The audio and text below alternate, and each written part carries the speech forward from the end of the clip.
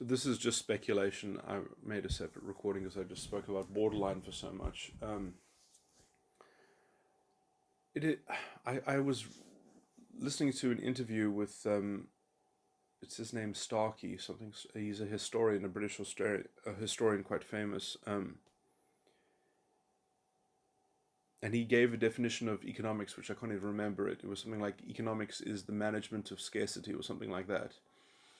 And he said, we need a modern person who is a genius to sort of work out what the problems of economics are. And I think all the other sort of geniuses in economics, everything that I say is speculative, and I'm not well read in economics, but I think that economics has always had functional problems, or has in principle, it even has big problems that can never be resolved to some degree. Obviously, I'm probably saying things that have been thought about in some form. So, but I'm just going to sort of recklessly plow through it and go through some interesting things that I think are good enough conclusions that might be repurposable. Economics is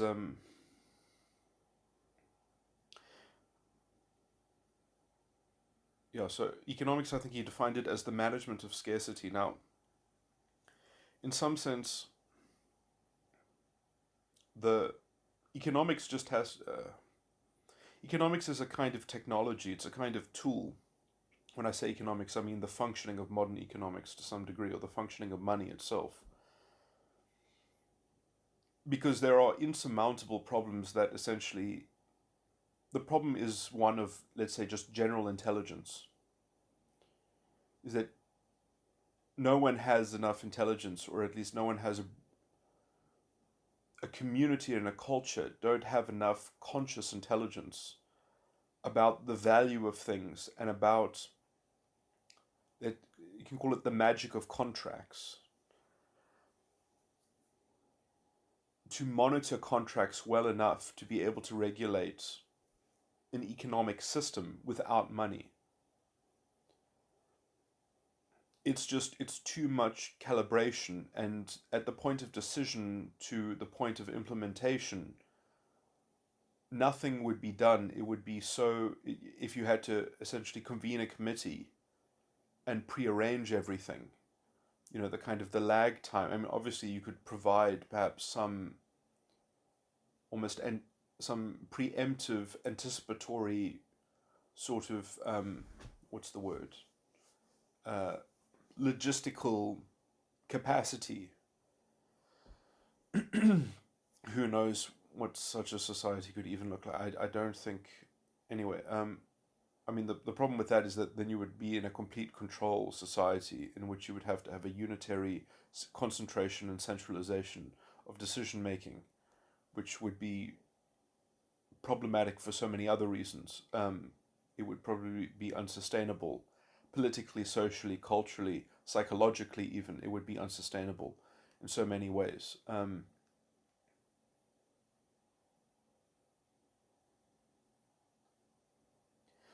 only thing that could probably do anything like that would be a theocratic system which would be seen as a hollow shell from the people actually leading it.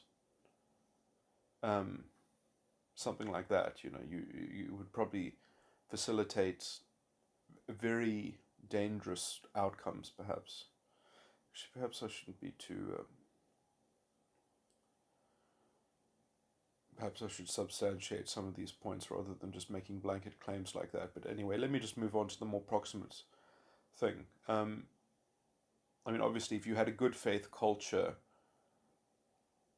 in which you could actually have enough pervasive trust that, let's say, wasn't a cultural token of trust, but was actually, let's say, it had a pervasive integrity, that everyone was on the same page and they could facilitate enough trust to be concentrated into the control of things, that there could be a solution in that way, but that wouldn't look like a libertarian kind of society. That would, and if you didn't have a liberal libertarian society, then you would probably end up with something that was not able to clean itself ideologically and to update itself and to stop itself from orchestrating a kind of authoritarian dogmatic, or dogmatism that would end up creating so much stupid residue that it would end up, kind of becoming so inhuman. Oh, perhaps I should use more proper language. It would end up becoming palpably stupid. It would end up becoming palpably sentimental in rigid and unreasonable ways that would inculcate generations of self indulgent eccentricity to the level at which the society itself would be palpably insane, because it would have lost its experience of reality, because its reality would be indistinguishable from its internal political structure, which would probably generate enough kind of internal self-delusion that it would, it would have, it would lose sight of so much, essentially. That it would probably even be dangerous to itself and to its own citizens, and would develop very decadent forms of perhaps self-evisceration, or something like that. When I say self, I mean that metaphorically. I mean, they would eviscerate their own souls to some degree. They would degrade. They would get into a kind of cultural economy of self-degradation, or some kind of bulwarked internal class codependent. When I say class codependent, some kind of game of social status that would be just completely obscure. And what's the evolutionary what is the evolutionary thing? There's an analogy in evolution when they talk about things that have no reason for evolving, but you had to evolve something. Spandrels. That you'll just kind of get an elaborated spandrel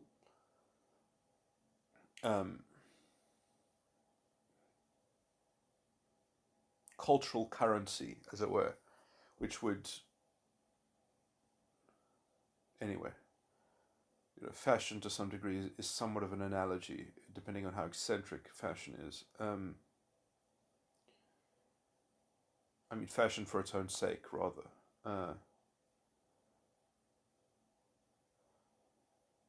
Because anything that isn't principle based, that is just merely based on exterior things that then exist just for their own sake, are basically untethered in the mind, and the mind has already been dislocated from, let's say, reality to some degree, because reality is being confronted on a collective level from the group only, and so only the leaders of the group can actually see how stupid the internal dynamics that the group anyway. Okay, that's a bit of a rabbit hole.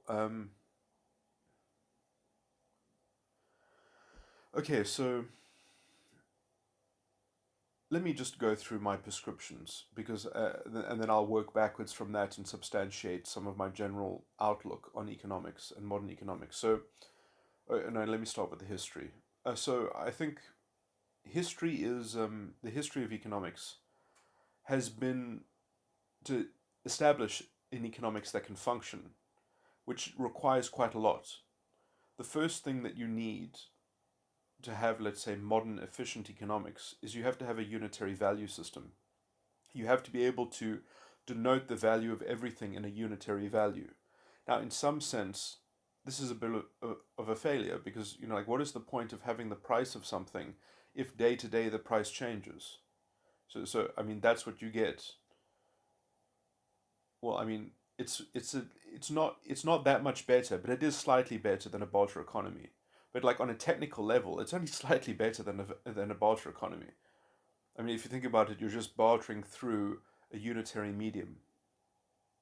Anyway, you are getting a lot of secondary utility out of that secondary out of that medium, or out of that unitary medium. Essentially, you're getting a proxy of societal trust, which can be leveraged to substitute. When I say leveraged, um, it can be handled, or it accomplishes other things. Okay, so that's what I mean when I say it's leveraged to derive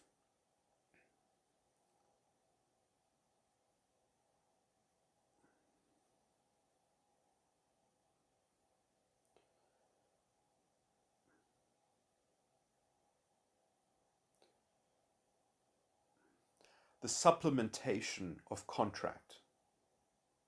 So basically, I don't. This is all money does. Is it says I can have less contracts. I can function with less contracts.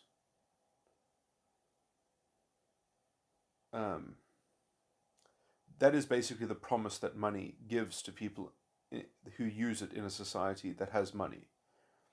Is that it says you can do what you otherwise would want to do, but you have to perform less contracts in order to arrive at your intended destination. So essentially, it's a medium, it's a way of getting from A to B with making fewer contracts. Because if there was no money, then if you wanted to go somewhere, every time that you would otherwise spend money, you would instead have to make an agreement. You would have to contract and obtain agreement, which means that you would have to find people that were generous enough and that had enough to give you what you wanted, or that you would be able to promise that you would give them something that they wanted in exchange, and you would have to track these things and keep these things, or trade the contracts themselves, and that would kind of even out on some kind of exchange market, abstractly. If you had to keep track of that, it would. Now, if you try to, obviously, there are cultures that have tried to limit contracts themselves. The problem with that is that you can't really sustain a complex society like that. You can't sustain a group of people more than 200 or 300 that have some kind of, essentially, that end up supplementing contracts just as much as anyone else supplements them with money. Just they supplement it with societal hierarchy, with mystical class structures, with royalty and family allegiance and family politics. So if you don't want to use money, you have to use something else. And money has been great in that it's liberated us from a lot of, let's say, the folklore and the kind of the ways that societies used to regulate themselves internally, which essentially were things that you couldn't ever escape from, like birth. You couldn't escape from your birth, uh, because birth was used as a societal token, or anyway. Um, and in some sense, money allows a kind of generic access that means that things that were overlooked by, let's say, the more primitive or archaic forms of contract supplementation, because different cultures probably supplemented contracts differently, and depending on the sophistication but also the efficacy of those systems, they could facilitate varying degrees of efficiency. Like, I do think that clan organization, because Europe was, like, geographically a worse place to live because of the harsh winters, it was very important that they had functioning political structures with strong leadership, because if people did not do the requisite work during the summer, then they would all die in the winter if they didn't make proper provision. So you had to have a leadership that was capable of actually being responsible for the group at a highly effective level, because you couldn't you were so penalized for not functioning at a high at a high efficiency rate. So I think that there is a kind of European inclination towards a kind of clan politics in which people recognize leadership as needing to be responsible, and if it's not being responsible, it needs to be supplanted, it needs to be taken out. And so there's a political vying within certain cultures which has an ability to self-regulate and to maintain, let's say, a more honest intellectual culture within its confines. Um, anyway, that political situation before money is kind of closer to what money facilitates as well. So money, I think, has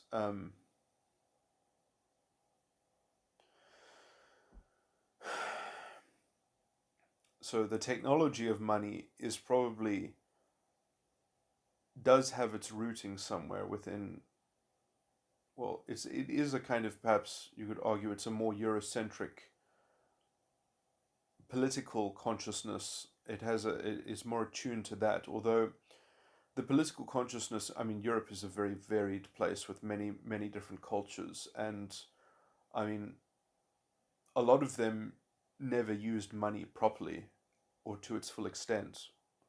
Probably the only it is quite interesting that, for example, the richest company in the world, the first multi mega corporation, the Dutch East India Company, was a company that was made with people that bought shares in it, many different shareholders.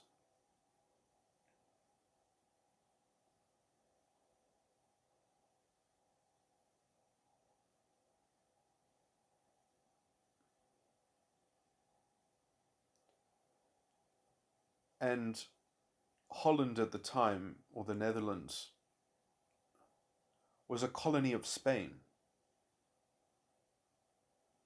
The Dutch East India Company was the most powerful corporation in the world, and it belonged within a nation that was itself not a leading European nation. You know, it was essentially almost the only thing they had was their commerce, was their trade, was essentially working out an even way to do business and commerce, um, and cultivating trust. In fact, the brilliance of the Dutch East India Company was itself the mobilization of trust, and the trust in a kind of structural integrity in institutions and management and things like that. But and contracts, believing that the contracts will be fulfilled, and good faith and such.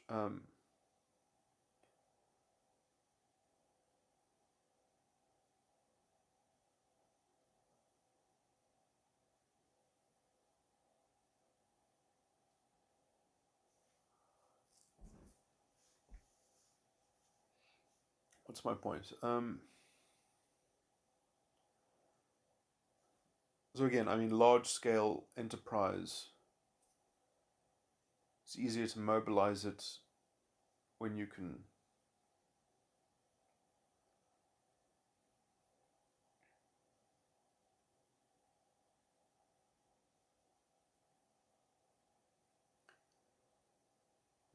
efficiencies of scale that you can tap into, you can access if you actually have transparent, trust, trusted culture or whatever. Anyway, so the reason why I'm focusing on these concepts is because it's important to see where value and wealth actually come from, what actually create them. I mean, essentially, when you are using money, when you say that you're investing capital, the money is just a symbol and a token that someone is taking in order to give you their effort, their work, or something that they value, or a resource, or a commodity that they were in possession of. So things are moving based on exchange for money. And if you didn't have money, they would have to agree, and they would have to want to help you, and they would have to have the same vision as you. But because you can give them some value instead, or you can give them money instead, you don't have to have so much of a meeting of the mind with everyone. You don't have to have this canonical overarching alignment. You can have decentralized interests. You can have different pools of people. People can make their own groupings, their own boundaries. You don't have to have a whole society that is on the same page exactly, that has the same agreement on every tiny little thing, which would be impossible to administer from the top down. So, I mean, it's fundamentally working with this liberal idea or libertarian idea of independent thinking and independent responsibility and self ownership. Um,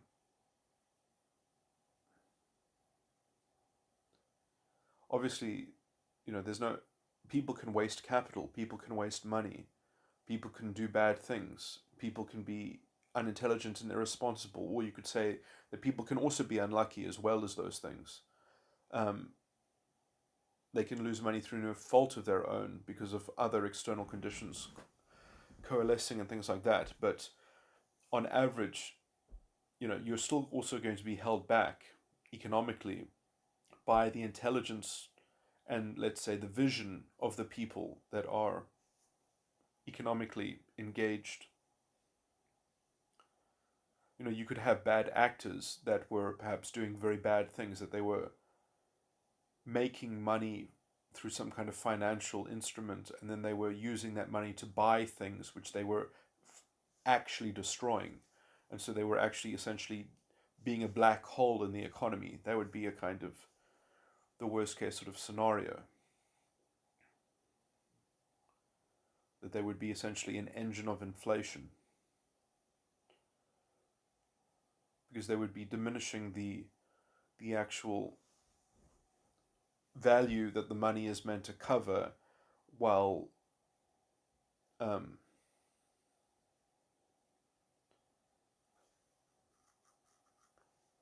hmm,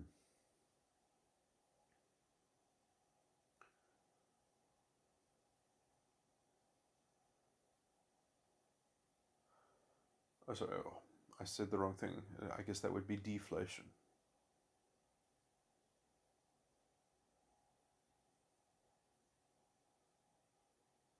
Yeah,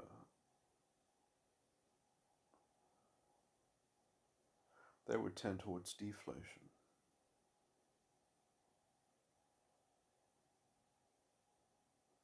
Oh, no, no, no. Oh, it would still be monetary inflation.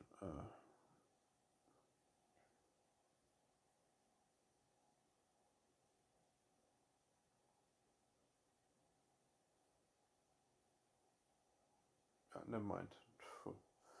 Okay. What am I getting to? So let me just start giving my prescription, I guess, rather than saying very stupid and inane things.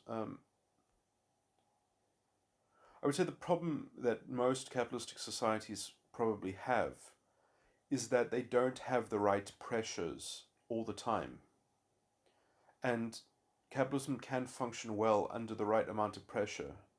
It actually needs it needs the right kind of pressure in order to stay healthy even. And so it might be worth it to create an artificial kind of pressure to help correct for all the very bad and negative influences as well, to help fix the damage that has been done by um, governments that essentially are trying to destroy the functioning of anything. I mean, it's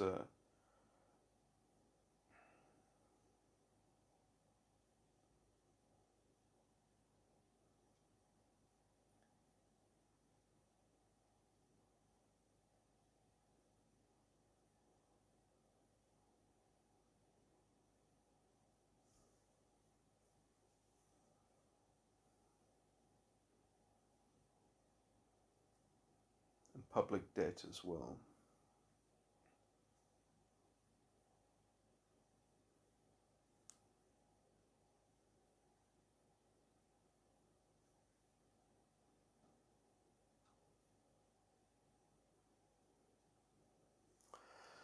So the kind of pressure that I'm talking about would, what was I thinking of doing?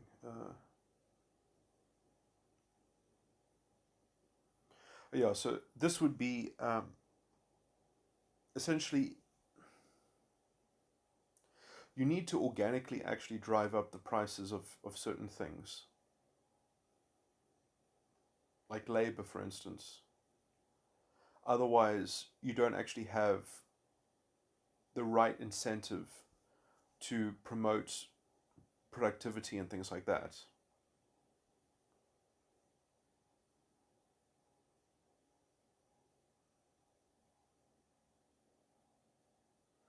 So, like, for example, you actually want to you want to perform checks on certain industries at certain times to make sure that they're actually acting responsibly, as it were, and have maximized their business model to some degree. And you want to force out people that haven't done that or that are performing badly. You want to have those people absorbed by other people that know what they're doing, perhaps, or something like that. Or you want new people to take ownership. So I think the way to kind of do that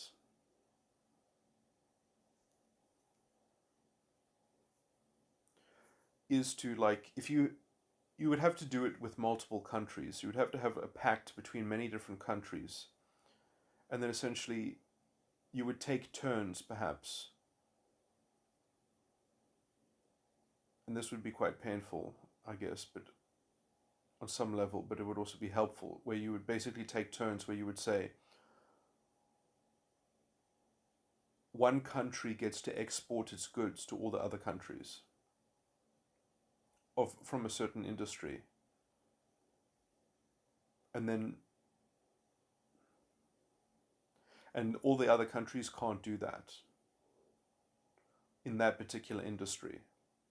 And so essentially you're going to create a magnet to that industry in that country.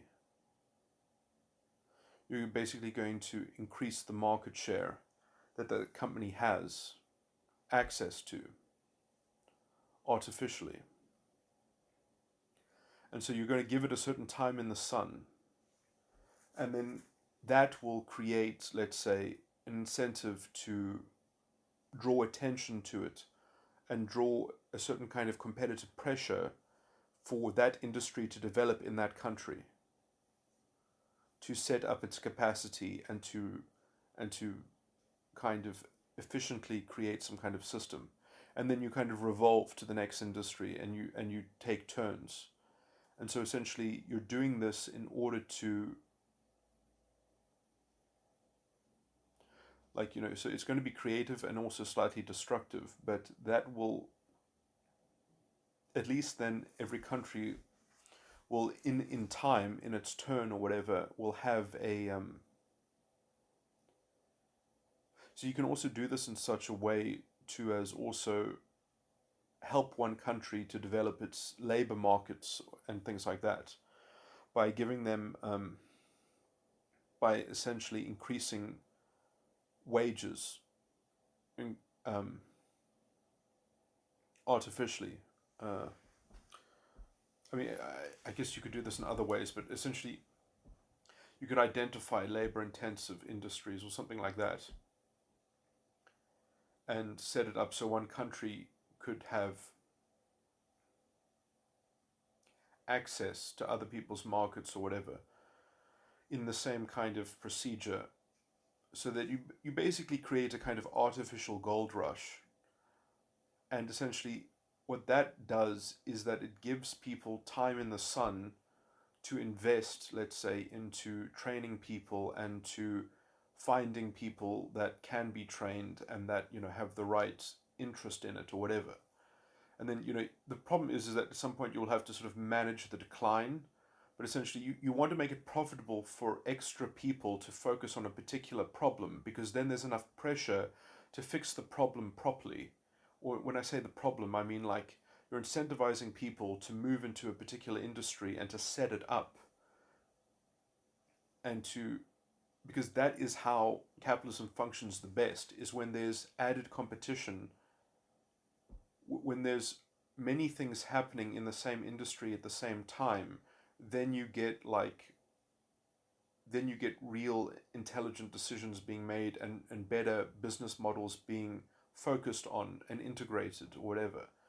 And so this will kind of create a revolving door of pressure and incentive, or incentive that will bring a certain kind of pressure. And this is the right kind of pressure, because this is not the pressure where it's just like a government subsidy. This is the kind of pressure where it's like, um, it's a kind of like a market driven. Yeah, so I mean, I would say you would also maybe want to do this by having asymmetrical tariffs. So you basically you've got this revolving around many countries, and you basically are setting up asymmetrical tariffs.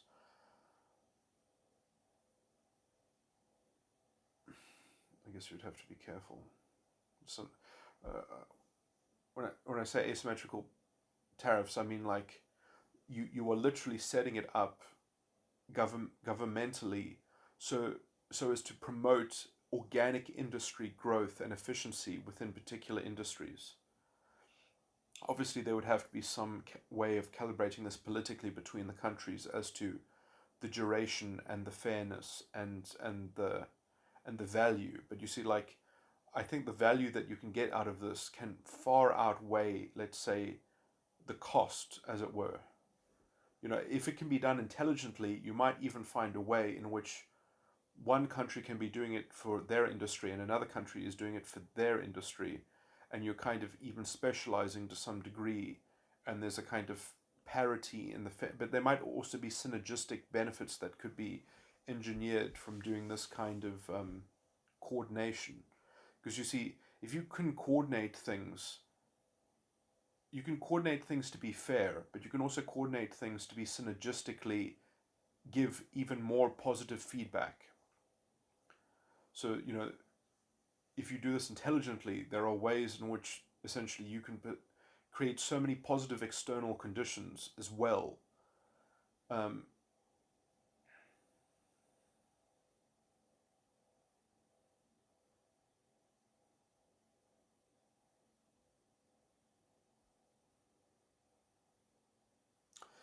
I guess the important thing to do would be that you're trying to attract people to come in to a country and to organize it and to train people and to set up functioning industries, and it's, you know, done with the right incentives, and government and politics has just made a space to give business some assurance, essentially, in terms of how it's being structured in this great deal, or in this,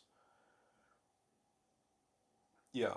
And you're doing it so that you can sort of have this pressurized day in the sun that will upgrade the economy to some degree.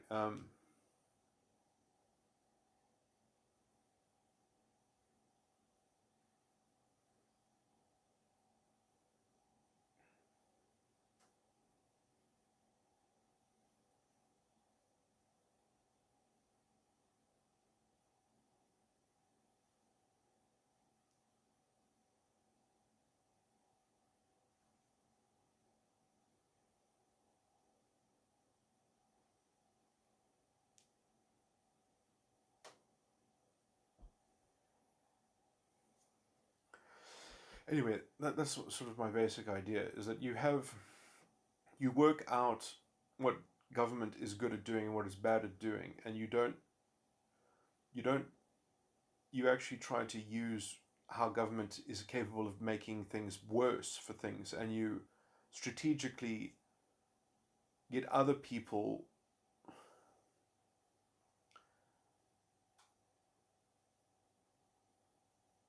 to make things worse in that way, but that it sort of is connected to how you're not making it worse for your own people in some way, and then you trade that as a kind of thing, and then you can almost perhaps even have your cake and eat it, because then half the time you can, so essentially you can reduce the taxes in a particular industry while you're trying to boom it, essentially, so that you're trying to get it established, and so you're trying to give it the freedom to be able to invest into it, and without having extraneous benefits, so that it's capable of developing, it's capable of growing quickly, perhaps, that you can strategically put all these things together so that essentially you can grow things quickly, and then you've got that sort of thing where you're getting things from other countries. And then, I mean, obviously it's going to be somewhat problematic that you're going to be vulnerable to other people exporting to you.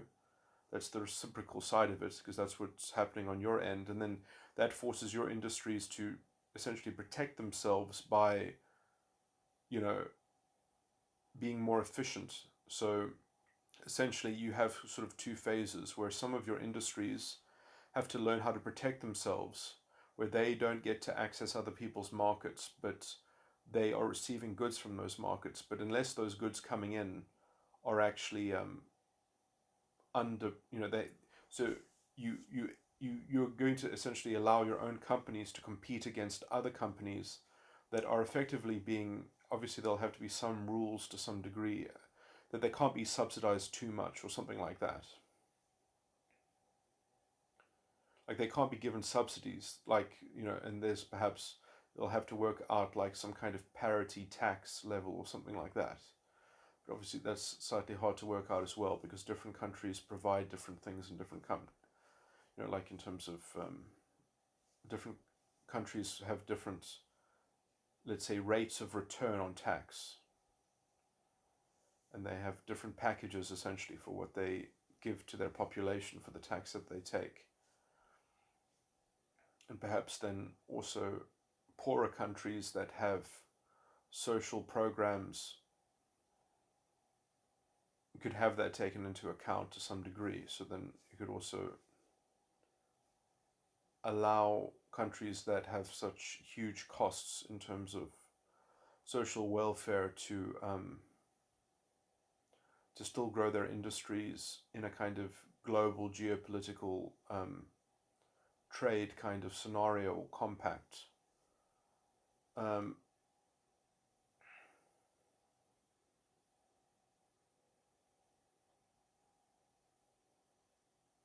yeah, so I mean, this has to sort of be modeled to some degree, and has to probably be worked out as to a strategy. But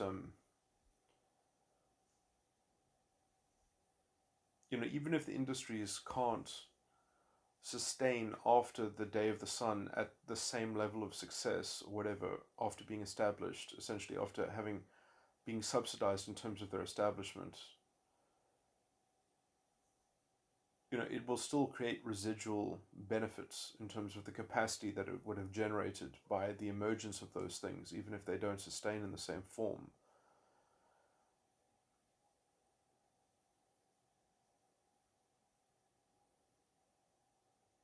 And obviously so many things will have to be measured, because it's like it's hard to compare between different countries, like what an even sort of thing would be, because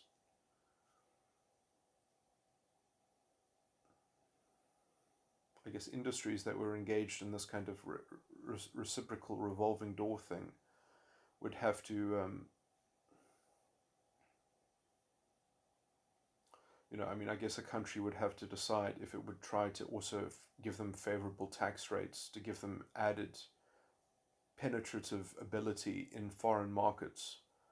But then, perhaps there would be a limit or a general universal kind of number that would be pegged to other countries' tax rates or whatever.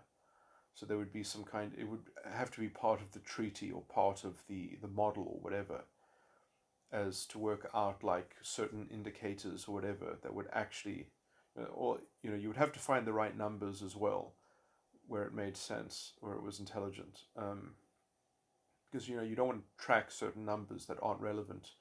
And you might even find that there are better generic tax models to use in conjunction with this kind of policy. Um, just so that it's much more even to work out. But you want it where it's simple enough for people to read into it, that you want the numbers to be transparent enough so that people can have the right number of assurance that they know how many years this is going to last, etc., etc. Um,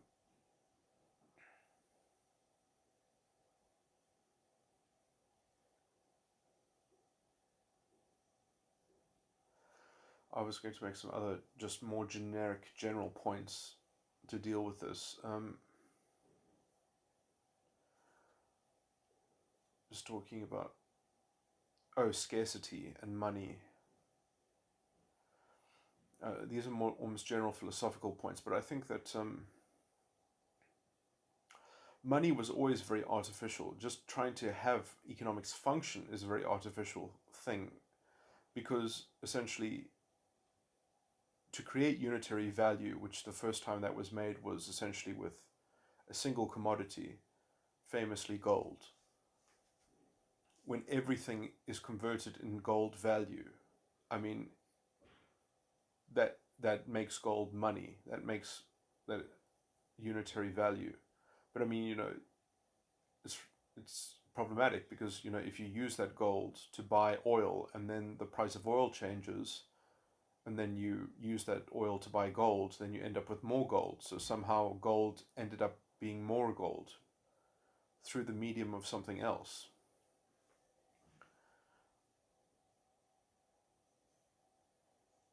Like, as soon as you get into more complicated forms of exchange and things like that, you actually end up with paradoxes. And the real problem is that a commodity is not necessarily worth some proportion of some other commodity through the medium of gold. It's like that is a changing dance that is always changing.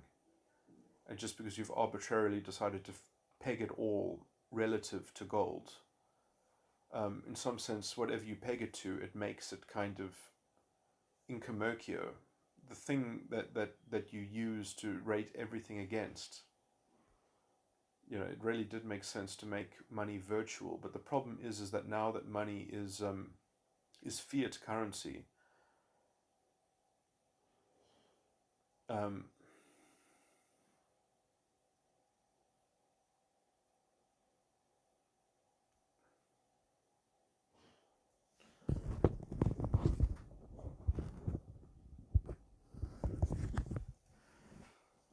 the gold.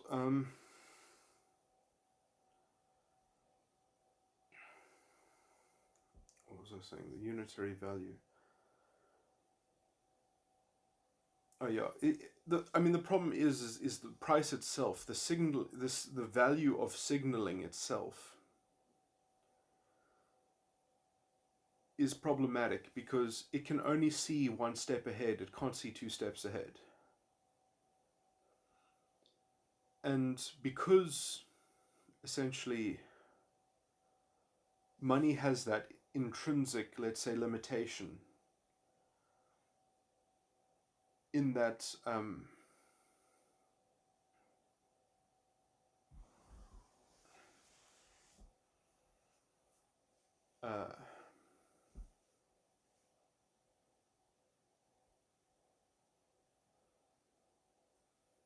is that it can be used fundamentally in two different ways. It can be used as part of let's say, the price function.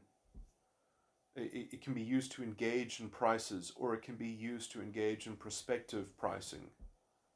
Um, and there are ways in which you can sort of invest money into prospective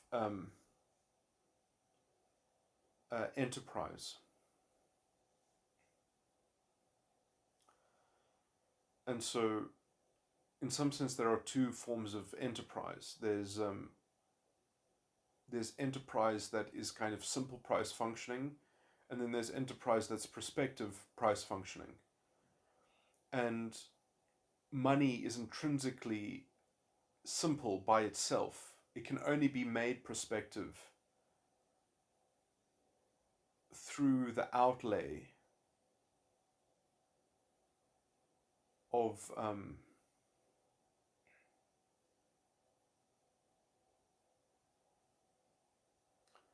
of a whole complicated array of many different procedures that could be done. So essentially, I mean, you could call it, I guess that's almost what finance, perhaps the definition of finance might help me out if I knew it. But I mean, the word speculation.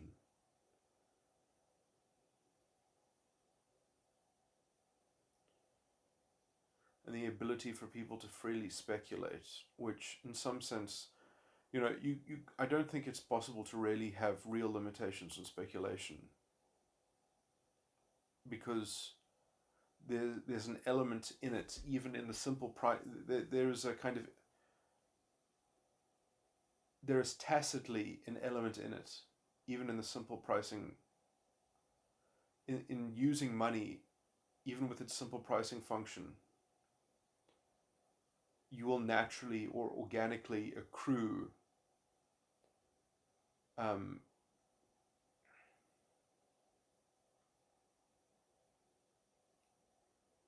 benefits, or what's the opposite of a benefit? Losses, or profits and losses relative to the prospective price.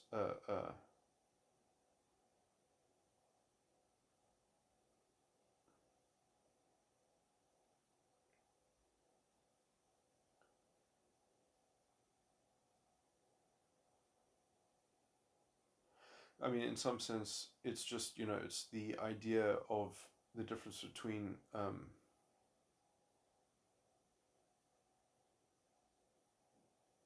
there are different models of containing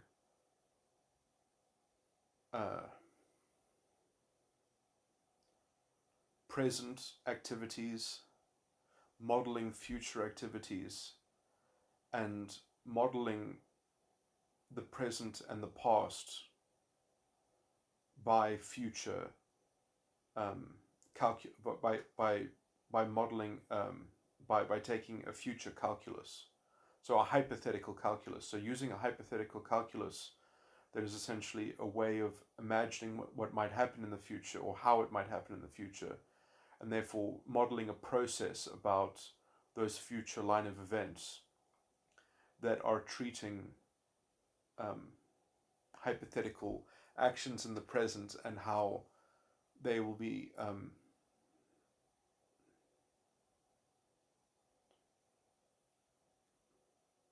synergistic with a particular hypothetical line of history. And so if you have it's almost like a whole sort of ideological belief structure, which then also requires, let's say, I mean, even in the word investment into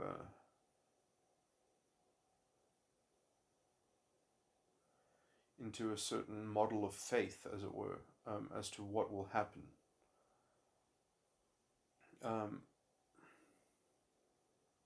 Or as to put it in the present context, it is actually a function of why it would happen that way, why it would be that way.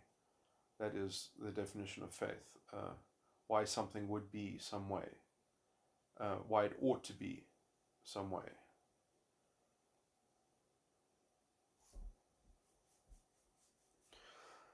So essentially, you're taking a faith position, and you'll even get an appearance of what faith. When I say you will start to get you will start to get certain readings, just even by functioning with money in a naive way, using only the simple function, the simple price function that money engages you in or facilitates you in engaging with. You will start to realize the value of faith, and in the prospective price, and having a model of faith that can track prospective prices and things like that, and how reliable your model is, how and then if you want to act on the faith that you develop um, in how all that stuff should operate and how it. Anyway,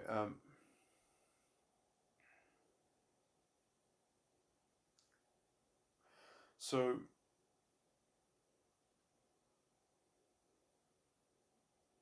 this is the fundamental crux and problem with money is faith is just is part of intelligence. It's part of thinking about reality. It's part of modeling reality. It's part of relating to the truth of reality. To when I say it's part of reality, I mean like it's something that has to be contended with. It can't just be ignored. And the idea that you're going to sort of leverage money and try to get away from faith, try to circumvent it, try to limit it, try to regulate it out of reality is a fool's errand. It's not even possible. The only way that you could supplement it is with a completely authoritarian, tyrannical kind of horror show, that would spiral into its own stupidity, because you can't banish faith. Someone has to do that function, and it's going to be function much better on a decentralized level than on a centralized level, because if it functions on a centralized level, it's going to have to, it by definition can't be bad faith because it's the only faith, so it becomes an orthodox faith, and then you get a delusional reality essentially. Um,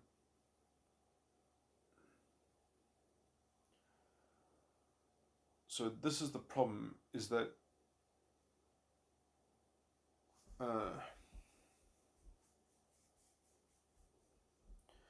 I mean, governments are kind of politically always sort of between left and right. They're sort of toying with this idea that there needs to be it's ironic that the left essentially are trying to impose a kind of orthodox faith, a canonical sort of solution, so that the little people don't have to worry about these sorts of aspects of reality, that it's paternalistically provided for them, or that somehow they'll be part of a collective that is so dignified that it has the perfect faith, because it's just like the society will always be governed by a kind of solitary ivory tower, this idea that essentially faith is an easy concern, that you just need the right overlord or something like that, or well, if that's the way it's done, the best people will rise to the top and run it all for everyone. It's this kind of, you don't have to worry about faith. You're part of you're part of a nation. You can almost see the kind of the natural tendency in socialism to precipitate some kind of either intellectual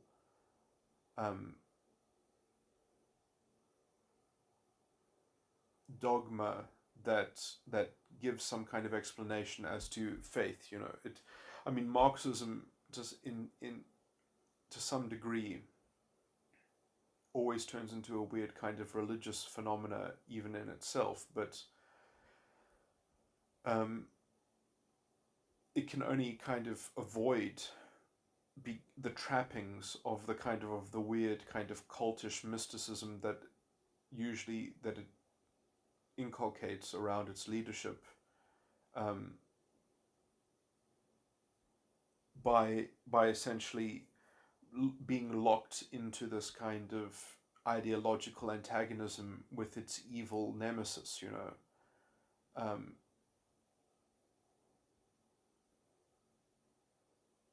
and so the only way it can even keep its sanity and to stop actually promoting sort of crazy internal delusion is by always confronting this kind of ideological scarcity of being threatened by an alternative opposing ideology. And so therefore its faith, it can define its faith as being good relative to that threat of its faith. But it still is not, it doesn't really function in the same way that a liberal, libertarian, decentralized thing works, and so essentially, I mean, this is the thing, is that we have developed now a cultural reliance on the state to the extent to which just the notion of self-determinism and responsibility has kind of been blunted in two ways. It's been blunted by, for example, identity politics. It's been blunted by very poor education, um, and it's been blunted by ideologies like feminism and identity politics, which essentially uh, uproot people from the very notion of being themselves. It uproots them from sexuality. It uproots them from their own gendered experience. It completely casts them into this abstract, disembodied, kind of borderline personality disordered ideology that treats the world as if it owes them something.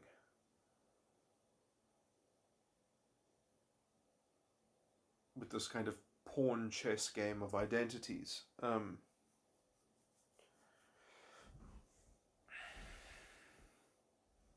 Anyway, I'm too tired to go into this, but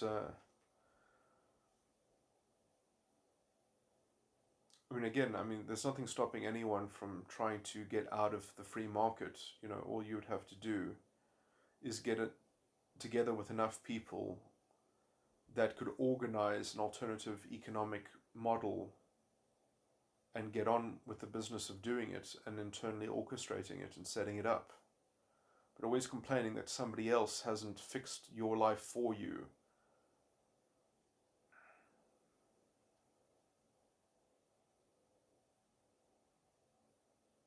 is a kind of self-fulfilling, never-ending complaint.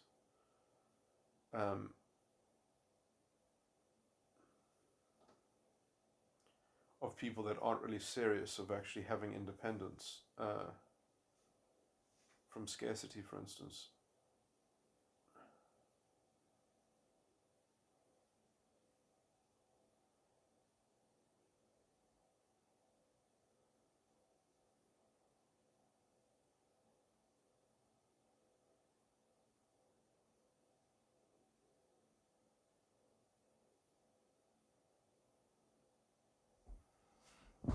Anyway, stop this recording. It's probably embarrassing enough. This is, I guess, a kind of addendum to my economics thing. I think I sort of skipped a step in my reasoning, and I didn't give an account of some general interpretation that I have of some sort of economic behavior in terms of structuring economics to begin with. I don't think I went over the. I did outline essentially how you originally economics sort of became a modern functioning sort of intellectual thing because everything was related into gold. But then essentially, basically, the problem of arbitrage is the fundamental, let's say, cognitive dissonance in economics. And the function of arbitrage, which essentially can be leveraged within some prospective pricing constructs and theories and ideologies, essentially, that are basically faith positions. So, like, only a faith position can manage, let's say, the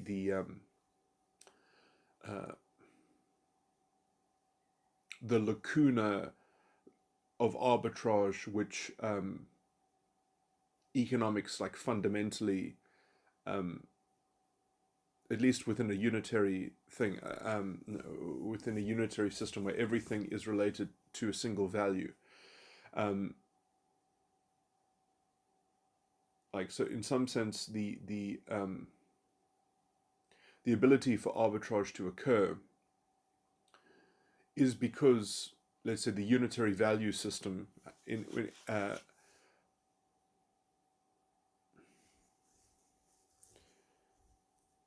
doesn't account for the dynamism within faith. Doesn't account for the fact that prices are always just a snapshot, and they don't take into account synergistic processes and knock-on things and sequential um, prospective emergences. So essentially, it doesn't track processes within the economy.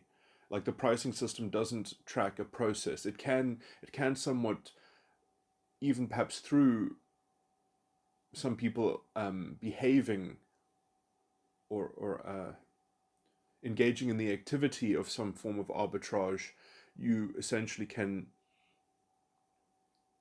or at least some forms of arbitrage will create certain sensitivities within prices that will have a kind of anticipatory a factoring in of the fact that a certain commodity is a kind of a commensurate interchangeableness with some other commodity, and so the scarcity of that other commodity will also have a kind of indirect impact, or a prospective indirect impact on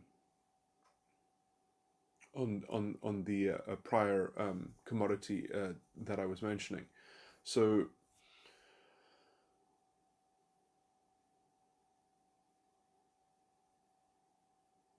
in some sense, the activity of arbitrage that that is premised on theoretically understanding that and modeling that within its, let's say, purview of its visionary perspective that is inculcated within a particular structure of faith, let's just say a faith-based position of how these things theoretically work together and are integrated, then the faith-based position is also subject to the appearances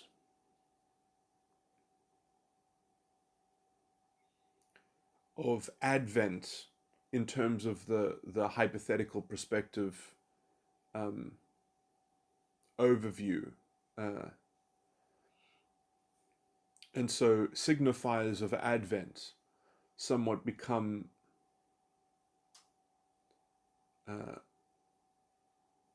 sophisticated in that whole prospective economic functioning and operations. And so signifiers of Advent then working with the arbitrage or faith-based financial entanglement with economics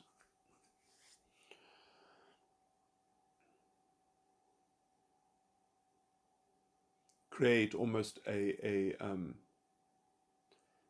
tertiary pool of factors and forces, and a tertiary sort of commixture of influence over economics. And so essentially you have the simple naive snapshot of prices, you have the faith-based understanding, and then you have the faith-based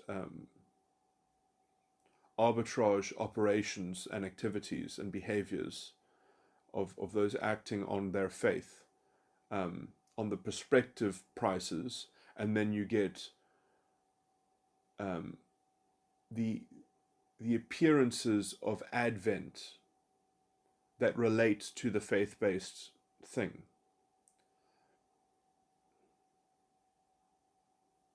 Which will have a knock-on effect from the faith-based thing onto the naive snapshot, because the arbitrage in the faith-based thing always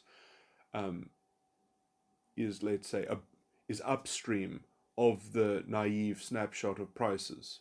So the faith-based thing will actually direct the simple snapshot, but then the appearance of signifiers that are being tracked within the understanding, within the faith-based understanding, will then also affect the snapshot, which will also perhaps create more appearances and more potential advents, which can be, let's say,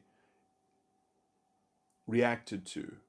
And so that creates a tertiary pool of influence, which you could call them somewhat technical internal feedback, um, which you could call it the so in some sense the faith-based position is inculcates potential cognitive dissonance of the entire structure itself, but then it also has a tertiary pool of internal cognitive dissonance just within the faith-based uh, um,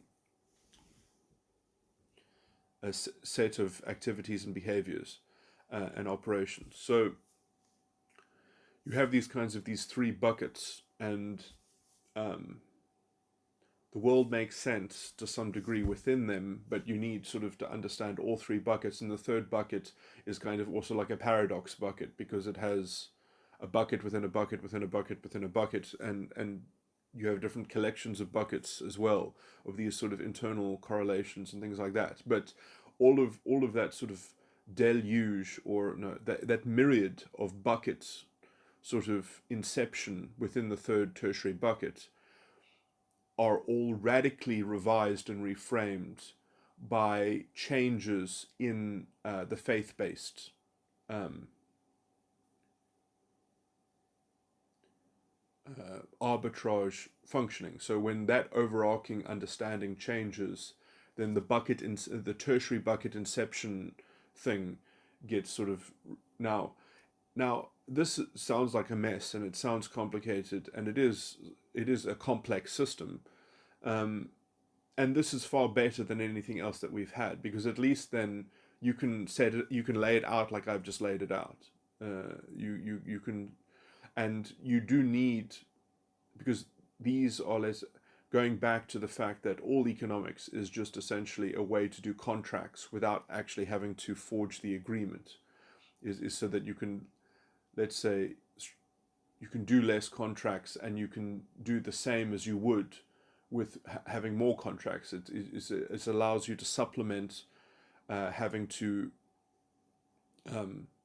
come to the meeting of the mind. So it allows you to simplify your life to some degree. It gives you a level of efficiency against having to contract for everything, which, the level at which you would have to supplement. If you took away money and you took away economics and you had to say, okay, now just contract for everything,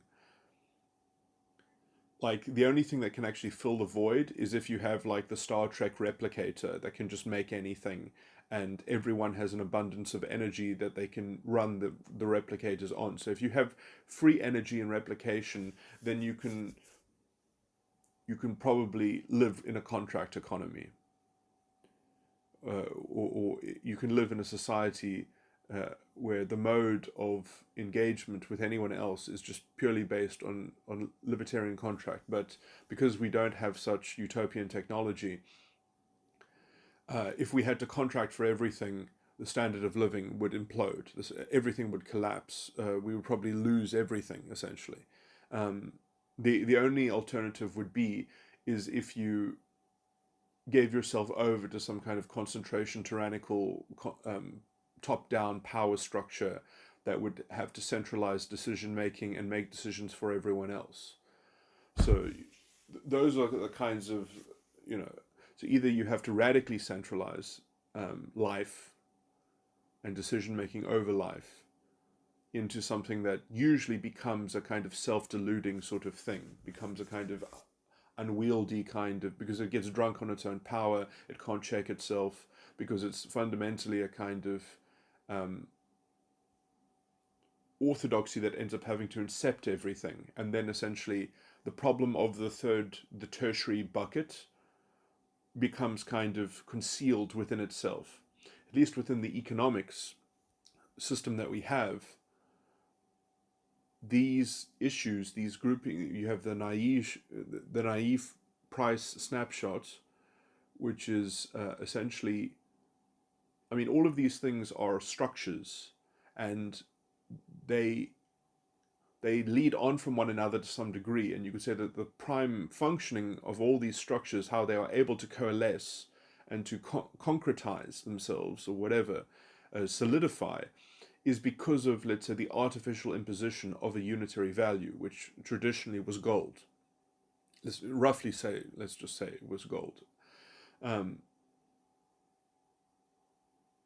I mean, it doesn't necessarily have to be gold. If you have an authoritarian, perhaps the wrong word, if you have a single political structure which everyone has trust in, or when I say trust, I mean like that it's not going away, then you can just have fiat money. You don't have to have gold. If you just have a single power that everyone counts on and has confidence in, then you can create a unitary fiat currency.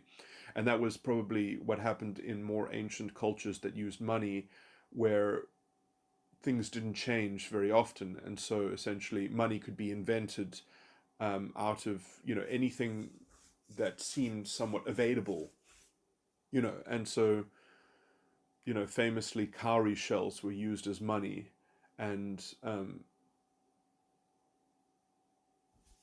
the use of that essentially, because money had such an efficacious utility to be used. And I mean, that is money essentially that was not issued by the order. You could say it belonged to the culture to some degree, and it was accepted and what's the word? I can't think of the word, but verified by whatever political order existed. It was confirmed. Um, Obviously, when people lose confidence in money, it's sort of it the whole machinery sort of breaks down. But to the extent to which you have the stable, naive snapshot of the price function according to a unitary value system, then it opens the way to have a faith-based understanding and, let's say, economic or financial provisioning, um, because people can start to what's the word,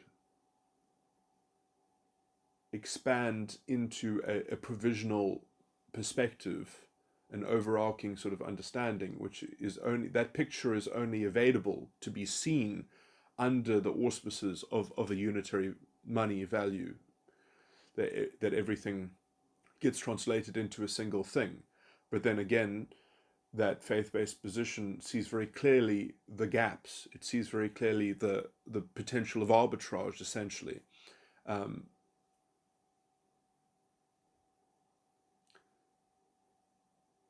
that if you trade money for a commodity, and then that commodity is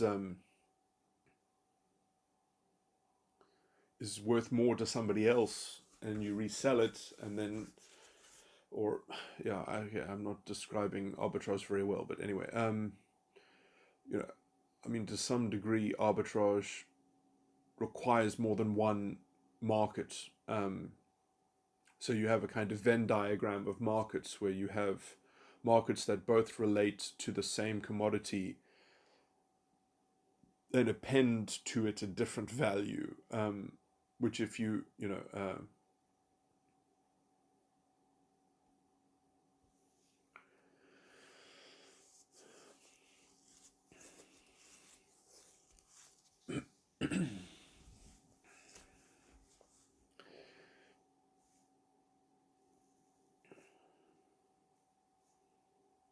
which is somewhat, it already kind of, let's say, shakes up the original notion that everything has a unitary value in one thing. Um, but I don't know. I guess famously, the quintessential arbitrage, which cannot be gone around, cannot be avoided, is, let's say, whatever the real money is itself. So if essentially, if you can if gold has a certain value in terms of what it can buy, in terms of the resources it can buy, and then you can collect resources in order to discover gold, in order to exhume gold, in order to have gold. So essentially, you can turn money into you, you can turn spending money into the acquisition of more money. Uh, Essentially, you can turn capital investment into an increase in the money supply itself. Is it easier to barter for cowrie shells or to spend your whole day collecting them or looking for them um, from the commons, from nature, um, essentially not from within the system, but from um, being on the front. Anyway, so I mean, I think conceptually that's similar to the concept of arbitrage. Anyway, so that would be like, say, the quintessential sort of fate. I mean, this is why probably the Romans very quickly understood the value of conquest. Um, I mean, it was even, let's say, baked into the political structure that the I can't even remember what it's called, but the triumph, the certain rules that they had, that if you expanded the empire to some degree, that you were awarded a triumph, and such. And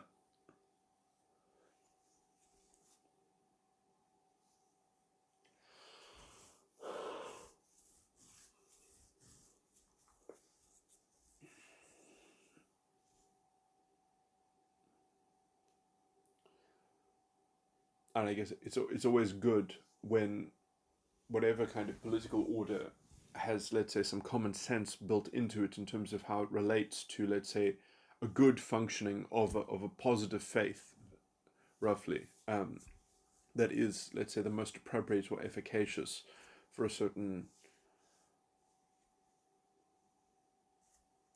or a political order that is backing essentially a good faith position, um, in terms of its economic management. Anyway, and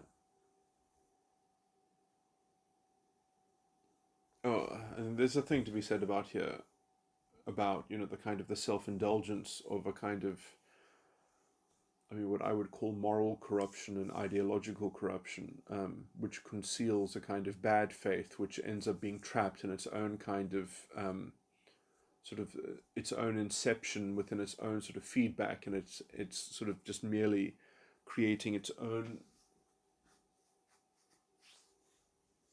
series of uh,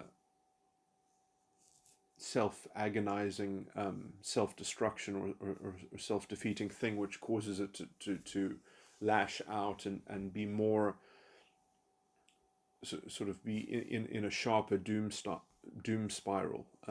Anyway, you can see that happening with sort of identity politics, that how they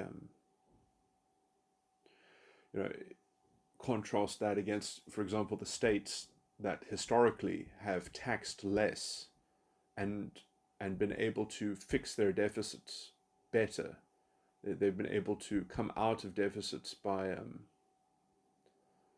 reducing the rate of tax.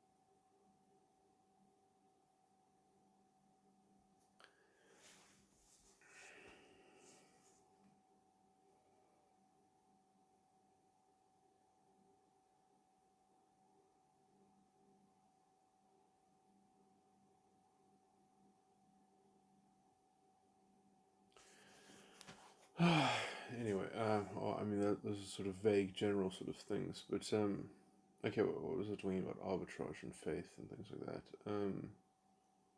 Why is I going over these three things?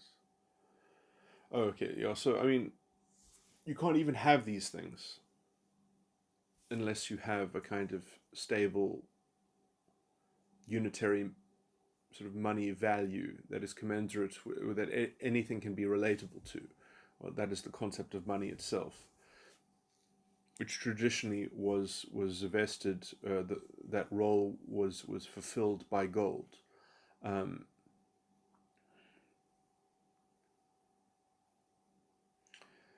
and in some sense, this is how economics was kept honest internationally, because people had to pay for their trade deficits in gold. Now, I would say, and look, my view is from an outsider, so I might not be taking into account everything, but I would say the difference between old economics, or let's say where things were kept in line fundamentally to some degree, to some structural level, and modern economics, is that before, trade deficits had to be paid in gold between countries. And so people could keep score, essentially, that, well, the Treasury had to acquire more gold if it wanted to fund its continual trade deficit, essentially. Um,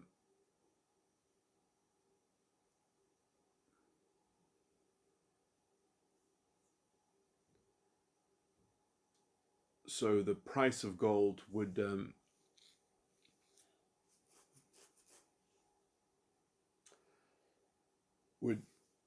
would sort of accelerate to some degree if or there would be pressure on people having to try to acquire gold, um,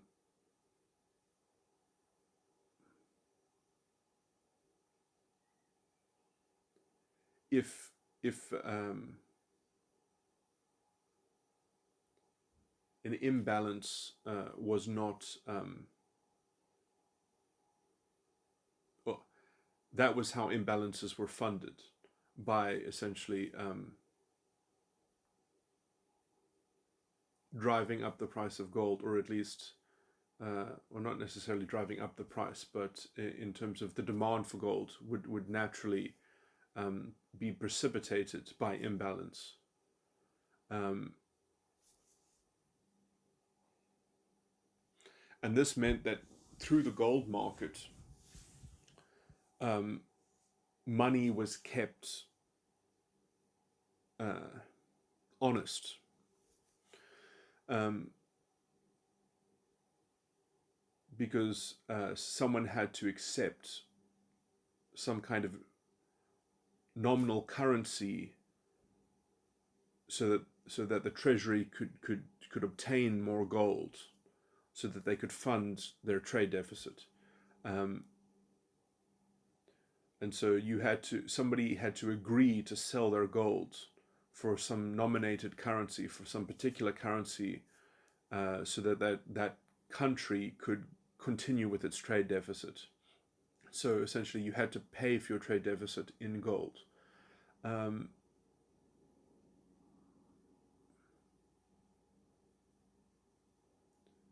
this meant that the judgment of gold sellers in terms of where value existed, so essentially, your economy has a tremendous trade deficit, but maybe the trade deficit is worth it because, let's say, the underlying capacity of your economy is fundamentally strong. And so, you're making out well, even with the trade deficit, it's worth it. And so when you offer me your currency for my gold, I will sell you my gold so that you can continue to fund your trade deficit. Um, and so that kept, let's say, the faith honest, that kept the faith rooted, the perspective, understanding, and structure of things. Now, obviously, faith in terms of geopolitical economics is fundamentally a mix of almost incommensurate categories of forces. This, you can talk about hard power and soft power,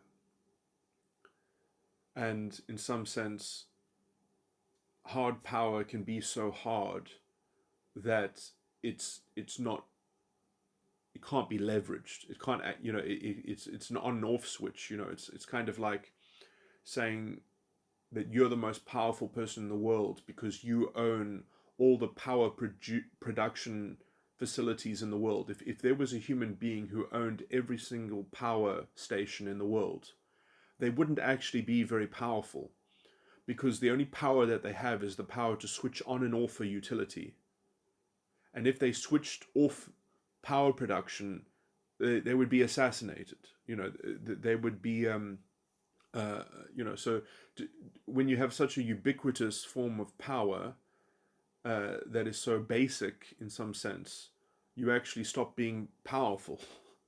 You soft power is actually, in some sense, can also accumulate to such a degree that if you have enough concentration of soft power relative to everybody else's soft power, it becomes a form of hard power that is essentially much more hard, much more far-reaching than supposed hard power, like military. And so I mean, the power production thing, I would relate that very closely to the notion of military power. Like if you were a person who owned all the power production facilities, the American military, for instance, the Russian military, which could probably equally destroy the world.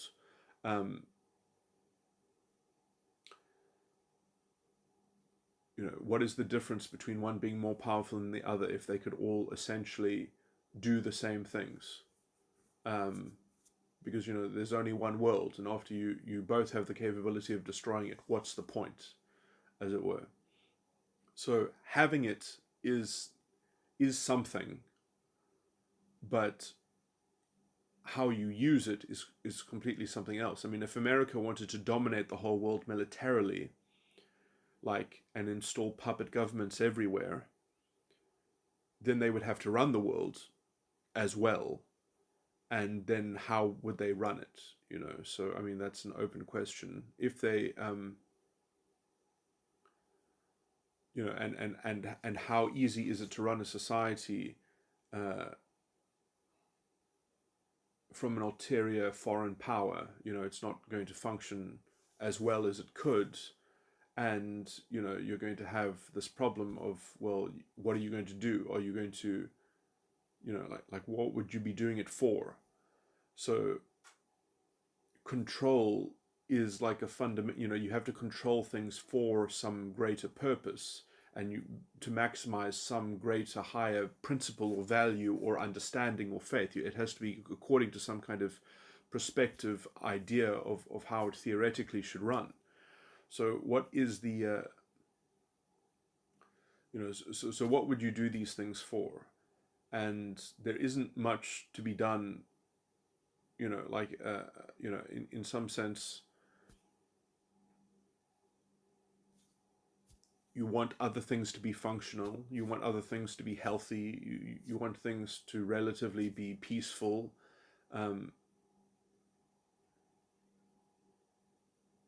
How are these goals met?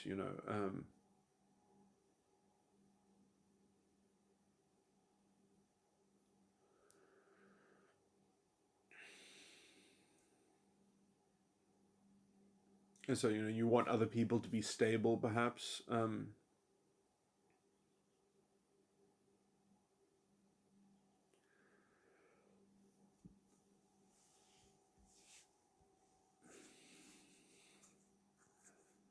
I'm getting ahead of myself because I've sort of skipped past mercantilism. Um,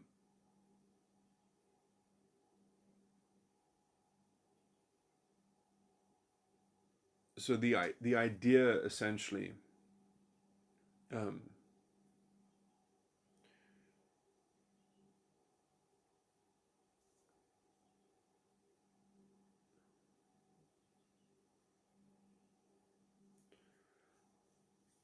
before economics sort of became slightly more enlightened, let's just say,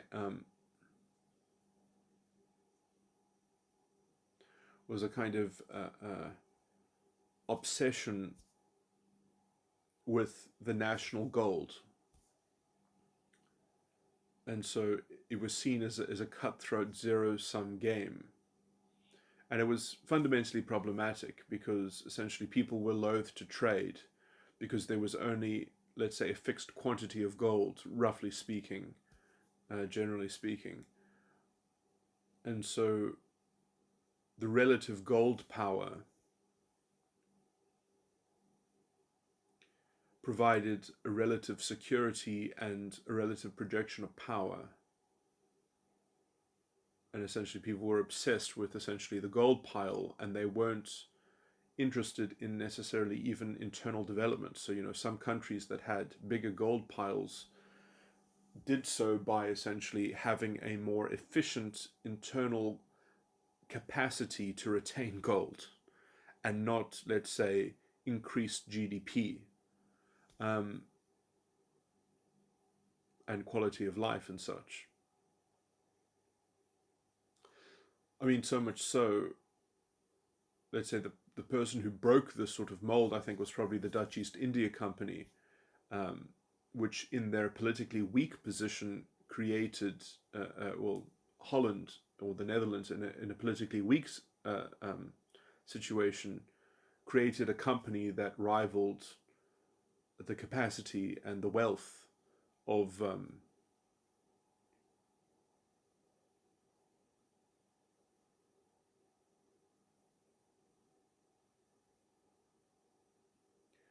countries' gold piles. I mean, you know, the Netherlands created this model of economic functionality, which kind of broke the mercantile obsession with essentially having a bulwark and security around the acquisition and retention of gold. So it's a kind of breaking the mold of the zero-sum power game into just creating something that was functionally had higher capacity, which then eventually could acquire gold. But because of the services that it was able to facilitate,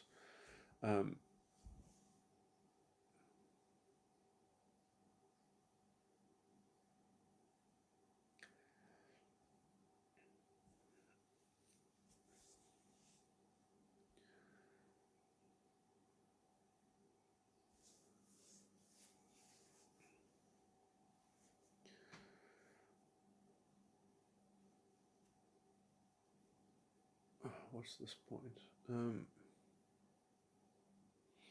Should already talk about. So I mean, mercantilism was a form of bad faith, I would say, because it created an adverse emotional, let's say, preoccupation with being adverse to trying to find a seller of gold to satiate your demand for gold in order to fund a trade deficit.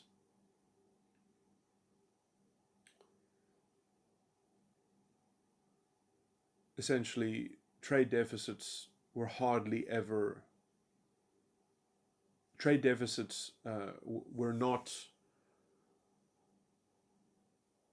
often done, essentially, or at least it's not that they weren't done, it's that they weren't considered to be done because they were just considered so, let's say, fundamentally poisonous to this, let's say, faith-based zero-sum game of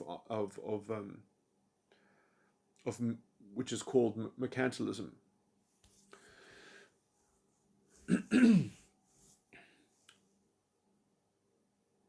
So,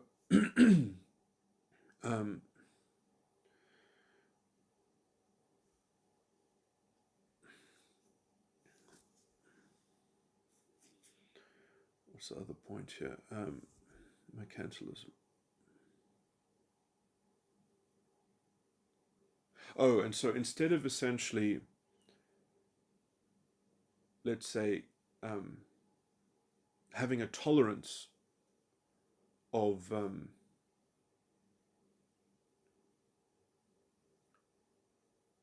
considering going having a trade burdening a trade deficit and losing gold and then having to buy it back from the open market, instead of going through that process, essentially, which is essentially, you only can't do that because you can't consider trying to convince someone that your economy is worth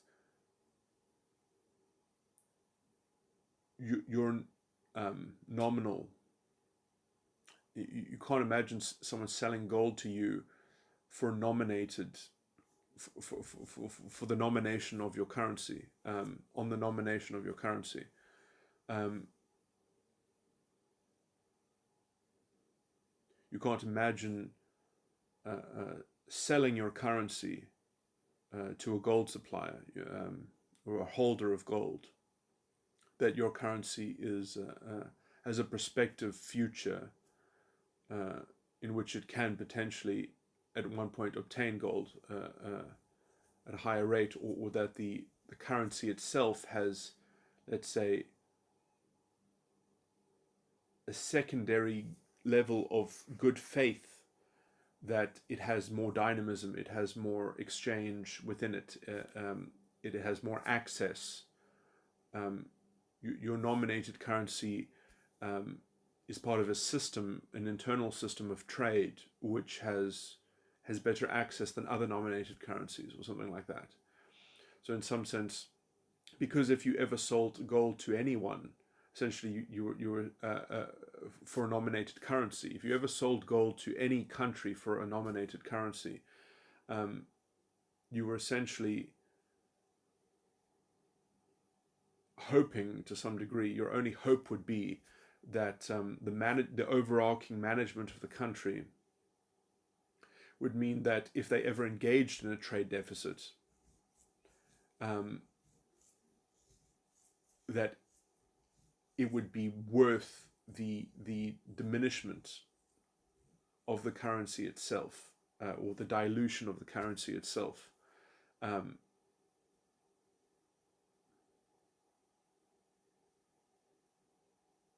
Essentially, it was the invention of the commensurability between underlying value in an economy and merely the currency itself, or I should rather say the underlying valuation of the currency, or the underlying estimated value of a currency. So the estimate of value,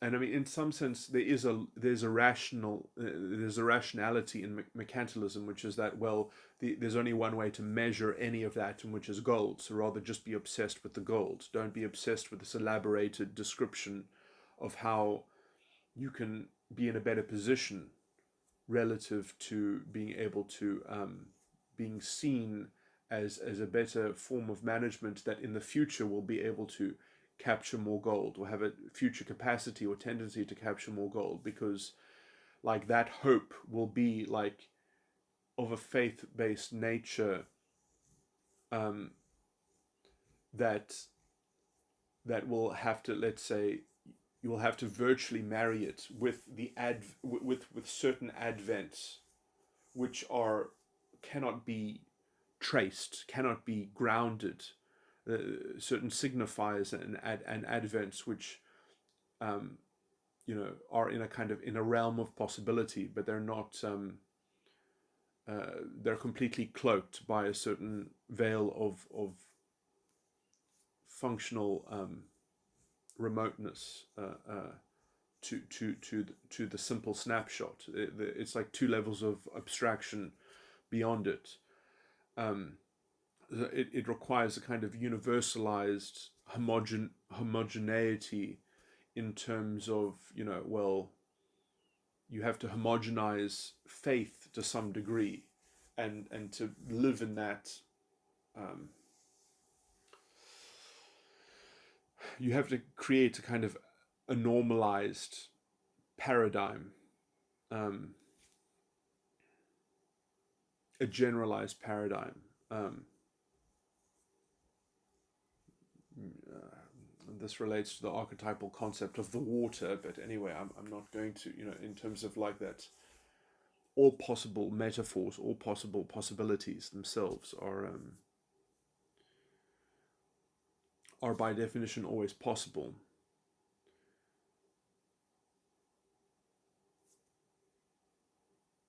But unless you have a kind of perspective that can pervade upon the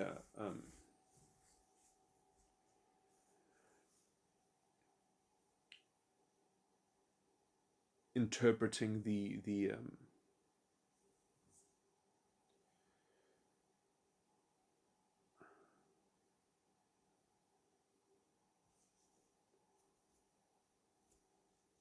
characteristic of what is within those waters, which is, I mean, you could call it the process of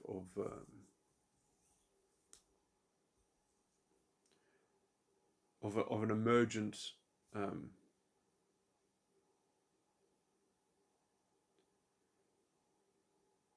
oh yeah, this can be interpreted many ways. I mean, you can sort of put a philosophical spin on it, and you can say, well,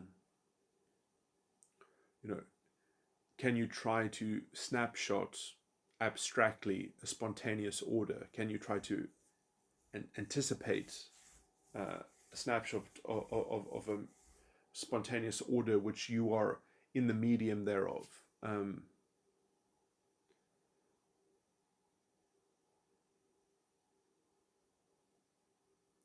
Living within a system, as it were. Um, Knowing that the system is rooted in some certain things, but that it's fundamentally, I mean, this is psychologically somewhat problematic, because to do this, you go a bit insane. To do this, you become like the kind of the house dwellers relative to the nomads. The nomads see people living in fixed structures, and they say these people have gone insane. They have become psychologically attached to certain regular things, and they see them as part of reality, when really it's just part of aspects of reality which they have been habituated and imprinted by and conditioned in. Uh, and me, without my conditioning, I see the realm of possibility, whereas these people that have grown up within this inculcation are fundamentally detached from the idea that this system is a self-imposed game, as it were, and if they lose track of that, they can sort of be functionally delusional. I mean, you can say that it's a herd delusion, it's a group delusion to some degree. So that can, anyway, this has more psychological implications, and this is a bit of a rabbit hole tangent, but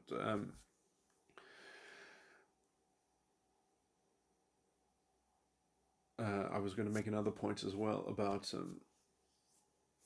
what was I just talking about? So I was talking about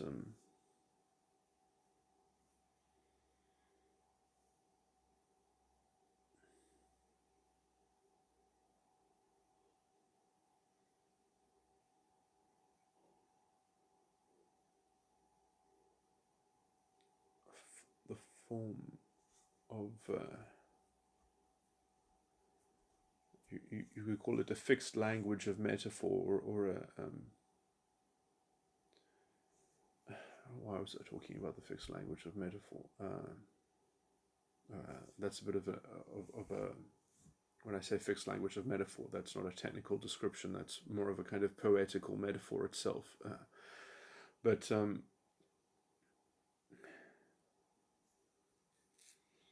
can see why it lends itself to a kind of paradox of self-delusion, but or a potential paradox of self-delusion. It becomes almost like a kind of psychic substructure that becomes a kind of addictive drug to some degree, which you can be depended on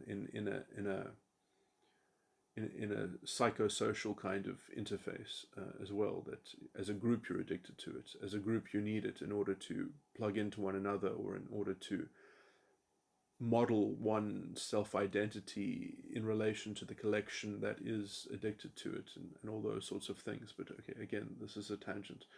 I'm sorry, I'm just trying to get to the point before I went into this tangent. So I was talking about faith.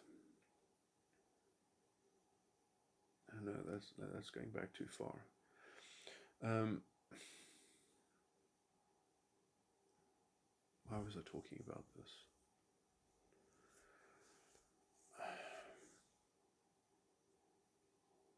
The Dutch East India Company broke mercantilism, and I was trying to describe some of that. How was I describing that? Why was I describing it? That's what I want to remember. Mercantilism is I was explaining some of the pathologies of mercantilism, and I didn't finish doing that. So mercantilism was averse to burdening any kind of trade deficit. Holland kind of slipped out of that rat race because it became a colony of Spain. And so it could actually just, the only thing it could do was try to develop good business, which then eventually ended up being a kind of economic powerhouse and overriding everything else, the Dutch East India Company. So they made their currency probably became valuable. I mean, imagine if in the Dutch markets they said, the Dutch spice markets or whatever, that you had to buy their spices in their currency. Then people would have to find gold to buy their currency, to buy the spices, or to buy them through them. Or perhaps they had more things than spices. Perhaps, with the Dutch currency you could just get more because they had more commercial activity. They had more markets, essentially. So their currency was more dynamic fundamentally, and that dynamism had a value above even the gold that they had in their treasury.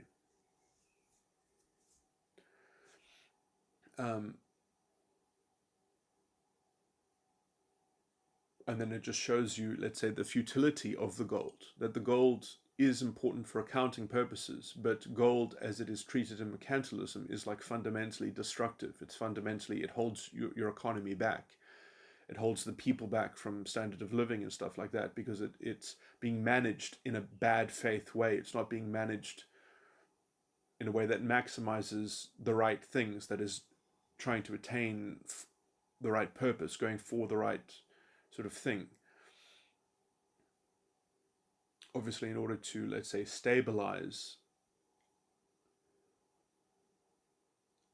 a system in which you can sort of promote good faith. What's the point? Okay, wait. Okay, so yeah, I mean, you get into the thing in which you have to see the system as sort of sustaining itself, which is what I just said is technically wrong, because the system never sustains itself. It only sustains itself by subscription into from participants. But if there's already a high rate of participation, and let's say the system is already set up, then it seems to have a life of its own, and it seems to just induct you organically to some degree. You are induced, and that can feel to some people, oh well, I didn't agree to this, or something like that, and I don't like the other actors within it, and then essentially you get, instead of participants, you get, let's say, there's probably, in terms of herd immunity, there's probably an analogy in terms of free riders. You get sort of these free riders who are trying to leverage their complaints against the system rather than leverage their complaints within, let's say, a smaller sphere of participatory mechanics, which they don't feel like engaging in. They want to address the system directly, and they want the system to directly address them, which is which is an obtuse treatment. It's fundamentally somewhat dishonest, but they can sort of they delude themselves that they are acting dishonestly because their whole narrative is that they were induced into the system rather than that they participate. Um, and so they already have the wrong model in some sense. That so essentially the problem is that the system is evil because it allows for evil things to happen rather than there are evil participants. And if you want to change things, you have to actually convince other people to act differently on some degree, um, on some measure, you know. And the most masterful, let's say, influencers of this level would be, for example, famously Wilberforce, in that, who can literally economics. He made economics his bitch. He changed the system from the middle, as it were, using middle power, not from the bottom and not from the top, but from the middle. And anyway, that's also a bit of a tangent, but skipping ahead too much. Okay, so oh yeah, so anyway, the final thing that about the pathology of mercantilism is essentially they try to do the inverse of having a trade deficit, which was basically acquiring other people's gold piles by economic um,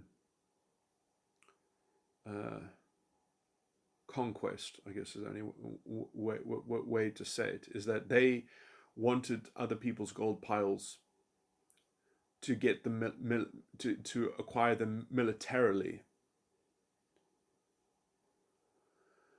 So the mercantilism element is very simple. The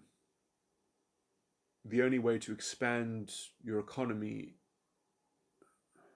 is to and secure it is to have a bigger and more fortified gold pile, and everything is kind of very middling. Everything is not functioning that well because trade isn't happening. You're not getting synergy. You're not getting competition. And essentially, the idea is, well, everyone is sticking to their gold piles, and there's no trade happening. That unless it's very very regulated in terms of it being reciprocal to the point at which we don't have to transfer gold because of it, and then so that there are probably tariffs and things like that, and then the way to actually get ahead so that you can fund a trade deficit is to essentially steal the gold between these national participants in the zero-sum mercantilism, is to take the gold. Um, and it's interesting because I think even as there was gold being accumulated in Holland, see, this is the thing, is that like you just see how soft power starts to overcome the pathological model of hard power, because it's like if you went in there and just took the gold, then in some sense there's no reason for them to collect the gold because then it'll just be taken from them. So the actual thing that's generating the gold, when it is done, let's say, in the non-mercantilism model, is done in such a vibrant, dynamic way that if you went in and disrupted it and knocked it down, then it's like you've just made everyone poorer. In some sense, you've slaughtered the cow for one feast, and then you have no more milk. And this is the kind of the fundamental so the positive effects caused by, for example, the Dutch East India Company. If you go in there and derail it, it's I'm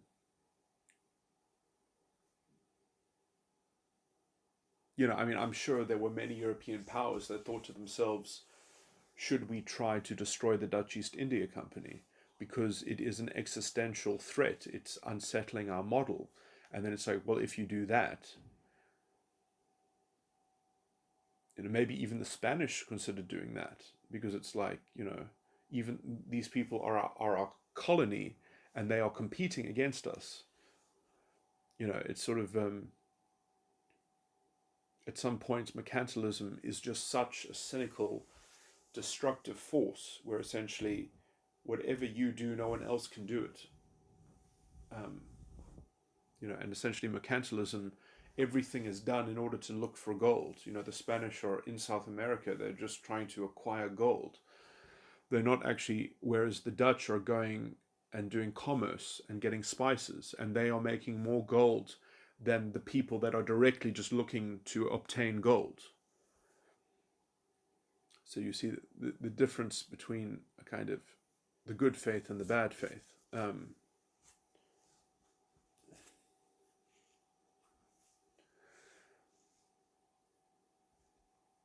Because in some sense, what is the gold if there are no spices to buy with them? Kind of sort of thing. The gold becomes less valuable or efficacious in terms of the quality of life itself.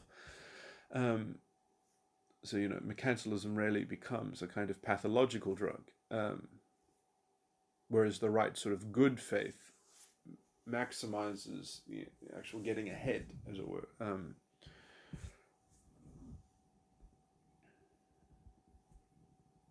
By just, let's say, responsible participants within an economic system that are responsible in a responsive way according to a good faith understanding of things, rather than a kind of corrupted, ulterior, sort of zero-sum obsession. It's funny, identity politics could probably be analogized to mercantilism to a large degree. It is, let's say, the resurgence of a kind of, it is also the resurgence of Nazi philosophy. It's the same way of thinking, really. It's just a pathological kind of way to make the world smaller and understandable on a very simplistic, oversimplified, convoluted level, in which you are trying to create a kind of political demagoguery, which is also just conceals so much legal corruption and betrayal of proper principles and things like that, the principles that end up degrading themselves and becoming unworkable in their interpretive whatever. Okay, anyway, I'm going to stop this recording on economics. Wait, was I going to get anywhere else? I just want to stop it because I'm tired. Mercantilism.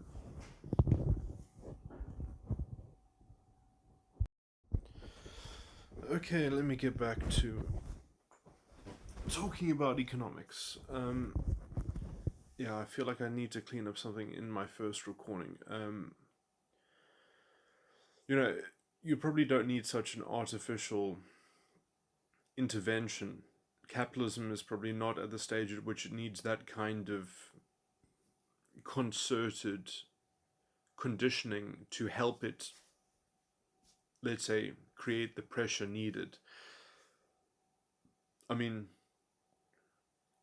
Well, obviously I'm just speaking as an outsider with a lot of conjecture, but if you ever got to the point at which capitalism wasn't functioning properly, in some sense, I think all the dysfunction that is happening is basically because of the state sector taking up too much resources,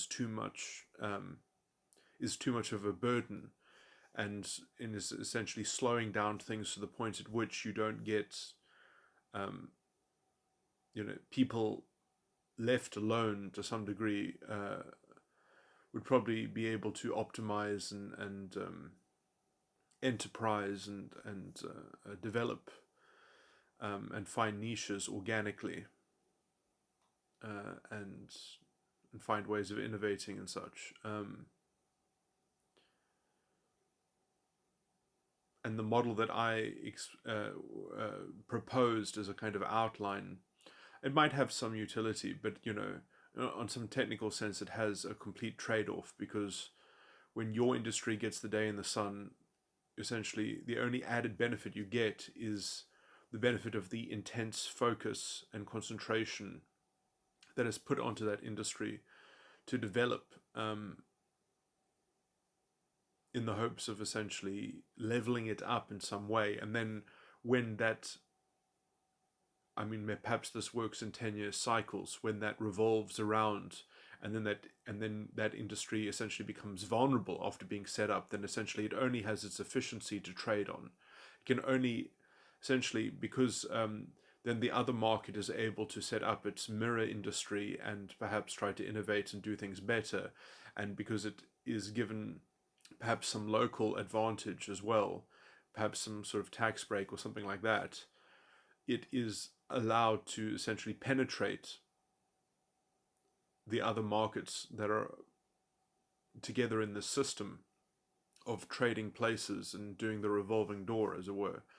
And therefore, that the first country that did this first then has to essentially come into a protective mode where they have to maybe scale back and scale down, or they have to essentially scale up their efficiency and slightly lower their profit margin in order to in some way protect against the foreign competition that is essentially given a kind of penetrative advantage. And so essentially that industry has to become the local industry that is having its market penetrated from this exterior force which has some advantage.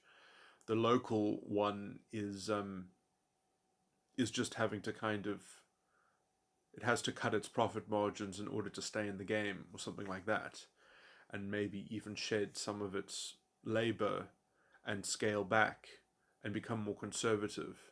But the idea is that essentially you have a duplication of capacity, so then you have a more decentralized global economy in terms of capacity, which is good for security reasons as well, just in terms of having multiple centers of production. And as they scale back and become conservative and have lower profit margins, and they're just kind of in a kind of subsistence level, all the innovation has been done from the day in the sun or something like that. Or or perhaps they can find more innovation, but essentially they are just being defensive. But the treasure left behind by this process is that they have a higher rate of economy or something like that. They have a higher, and then perhaps they have a new industry that will be labor absorptive and will develop its own. And so essentially it's about maximizing productivity. It's about using the revolving door process in order to intensify, in order to maximize productivity. But there is already an incentive to maximize productivity. It's just that this level of this ingredient sort of mix of competition is allowing people to kind of get their feet on the ladder, because the bottom of the ladder is the hardest part to sort of progress through. So it just allows some people, let's say, the leeway to kind of catch up and get into the game, as it were, but not by providing direct subsidy, but by creating an indirect subsidy through essentially scaling back government burden or something like that. So you can call it a sort of an indirect subsidy, but it's not going to be an artificially government-driven government project or in partnership with government. It's more like government on a revolving door basis agrees to get out of the way and to create the space in which essentially you have an incubator or something. That was the kind of the outline of the model that I was trying to propose. But essentially you can do that on a broad scale. You don't have to have that. You can just say the government is going to tax people less. Government is just going to get out of the way in a more broad way and let people get on with it and develop and go through the teething process. Famously, whenever there's been a deficit and then government has actually scaled back taxes, they've actually been able to address their fiscal deficit better, generally speaking. Obviously, there are levels of dysfunction, and you could probably make the case that in South Africa we have other problems. Our problems are not. Our problems have to do with having a completely corrupt political arena, an ideologically polluted, dysfunctional democracy that is essentially democracy in name only, because of the kind of this captivation with something calling itself the African National Congress. The ANC has long since stopped being the ANC, but it still retains the name and the brand, and somehow it is able to use a combination of its brand entrenchment and racial politics to just continue the charade and the procession of the doom spiral and the ideological negative feedback loop. But anyway, let me move on. I was going to get into some other economic, more basic, general principle economic things. So I was getting into the issue of the pathology of mercantilism and describing how identity politics is almost a resurgence of that kind of mercantilism pathology and mentality. And I just wanted to further expand on how, let's say, when you see yourself as being induced into a system, that you've inherited a system, and then you want the system to address you directly, and you want to address the system directly instead of trying to vie for being, let's say, a responsible middle participant and aiming to establish yourself as a middle participant, but trying instead to kind of deal with the system in a totalizing sort of interface through some kind of ideological machination or whatever. That ideology suffers from what, there's an analogy that has been used, it's been called spiritual debtorship. When you feel that you have been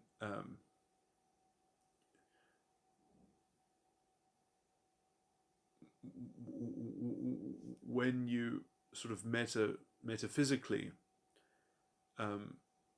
portray yourself as being owed something, or having something claimed from you, and you didn't contract the debt, but you are conditioned into contracting it. So it's like you didn't actually freely, voluntarily accept it, but it has been imposed on you. This debt has been imposed on you. That is generally the notion of spiritual debtorship. So the idea that you've inherited debt.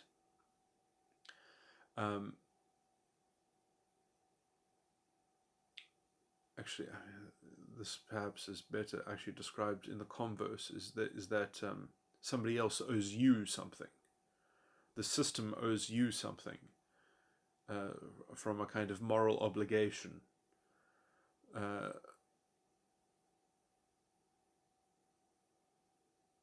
This idea that debtorship is the paradigm through which, let's say, immoral debtorship or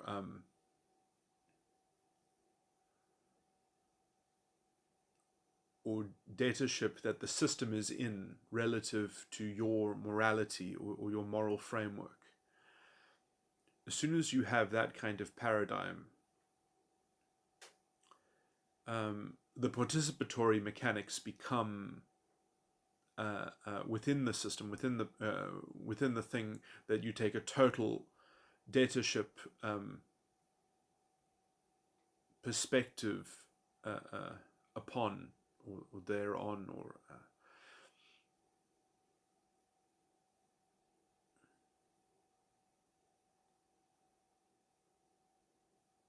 you have essentially already created a kind of a master-slave kind of intellectual edifice.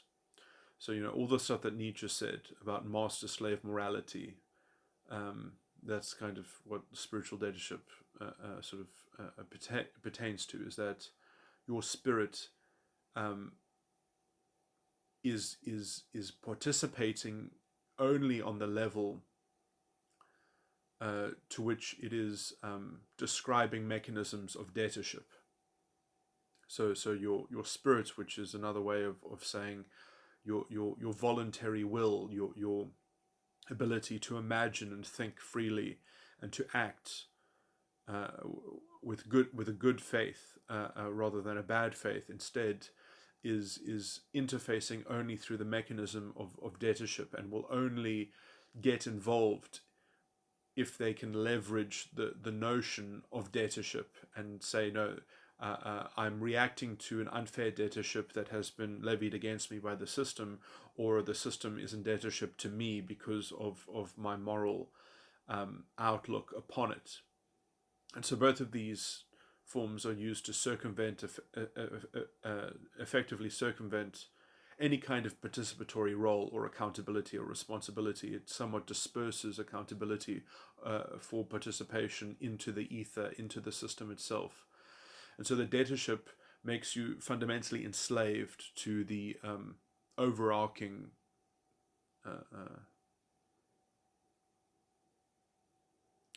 environment. So you become a kind of environmentally conditioned and bound by your own ideological framework, which essentially is obsessed with debtorship, subtextually or implicitly or tacitly, whichever word grammatically fits better.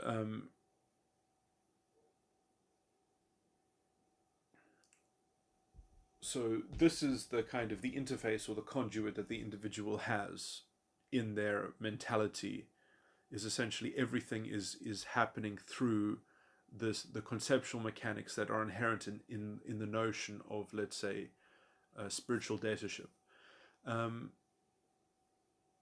This makes one utterly enslaved to appearances in the appearance of anything that signifies anything that relates to those sorts of mechanics. So those become the only mechanics that the individual is responsive to, which to call it, it's such a limited form of responsiveness that you might as well call it reactionary.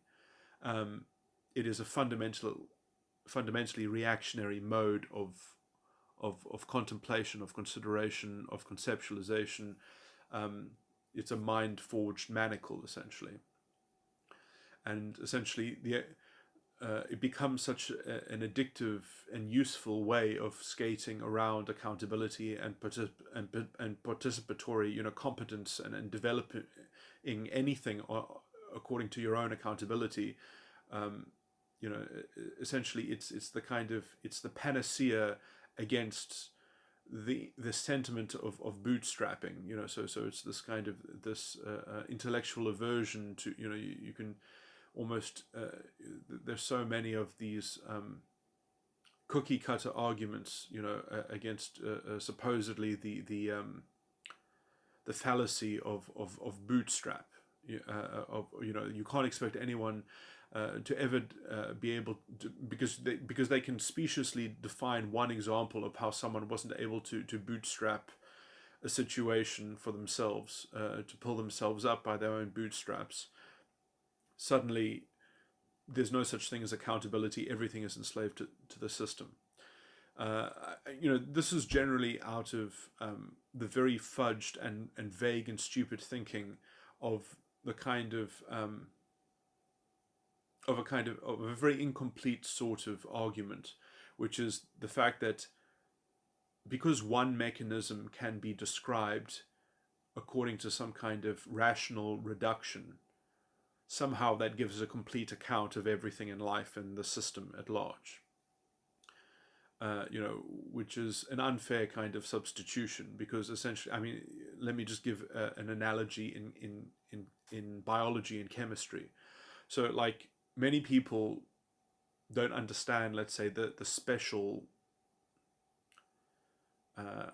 status, moral status, and other okay, I'm kind of trying to bring in some bioethics or something like that, but let me just talk about the general intellectual sentiment that comes from science, which is not a very enlightened science, but let's just say that the common sort of scientism-minded people who will make a kind of materialistic or deterministic reduction, which is really thumb-sucked. There's not really good substantiation for it, and it generally comes from the idea that because we can describe a mechanism or a set of mechanisms, that we know that these are the only mechanisms that occur on some level of let's say, functioning or operationing within biology. Like there are only these neurotransmitters, there are only these combinations of possible, interactions or something like that, because something can all be completely chemically defined or described. The reason why this is fundamentally dishonest is because although that is true, you can get a set of mechanics, but you don't yet have a set of overarching mechanics that determine when those mechanics occur, and the kinds of cascades that occur, or interactions, the global synergistic effects.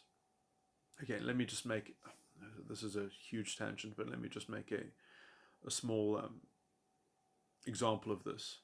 So, for example, people might try to say, well, free will doesn't even work because your emotions are conditioned by your environment and your internal chemistry or something like that. That is a combination of nurture and nature.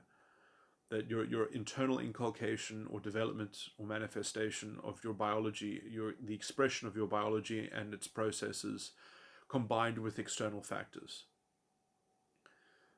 Darwinism is basically the same kind of thing,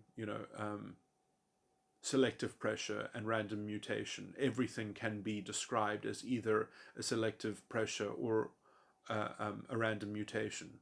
So by definition, it covers everything, but it doesn't work. It's deceptive because in all these things, there are global synergies. And let me actually just make a tangible example. So, for example, in biology, your environment is not just merely happening to you. You are creating your environment. You're participating in the generation of your environment. The mind itself can be seen as not always, but potentially has the innate ability to model the environment after itself. It's kind of also like the tertiary bucket I was talking about to some degree, that can be managed by the second bucket, by the faith can manage the co-mixture of the appearance and signifiers that relate to the faith.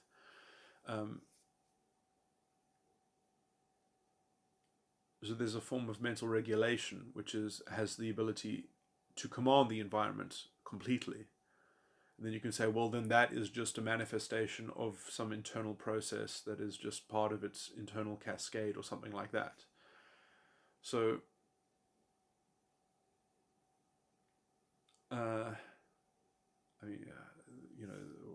if you actually want to understand the stuff sort of on a very technical, abstract, scientific level, the stuff about information and, like Manny P. Hall sort of problem and stuff like that,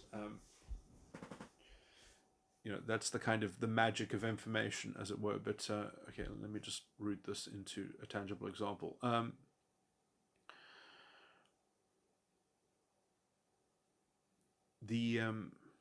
You can place yourself in a different environment. You can look out and devise where to place yourself. The individual has the capacity to change its location. So the environment isn't merely just happening to you.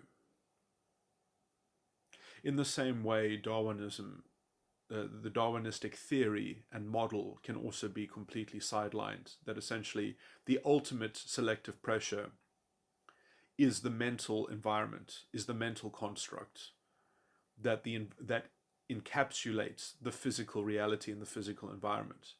And it is true that there will be a kind of interplay between these two things, which you can maybe relate to something like material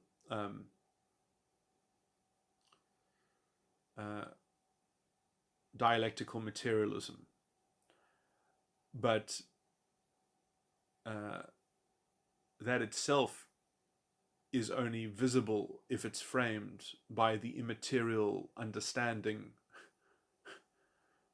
of that kind of theoretical paradigm. And anyway, I'm not going to go into the kind of the clown car of internal sophistication, which Marxism, Bakunin was probably much more on the money in terms of understanding sort of these things.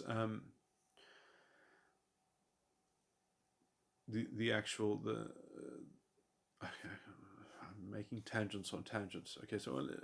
Okay, let me just say why Darwinism is wrong. That'll probably be the easiest sort of thing, because that is an actual theory that generates predictions and generates let's say a solid view of things. So essentially, the mental environment cannot be ascribed to nature and nurture. It somehow has to be ascribed to both of them simultaneously, and that simultaneous solidity then generates its own dynamics, which you could say are metaphysically bounded and have to be metaphysically structured. So, for example, the substructure to metaphysics itself is going to have a greater impact on the viability of some mental, you could call them projections, or mental environments to facilitate, let's say, biological evolutionary success of the participants of those things. Okay, well, I mean, it's well been known that basically evolution probably doesn't apply to human beings because of consciousness. That in some way, our selective pressure has much more to do with social status than it does to do with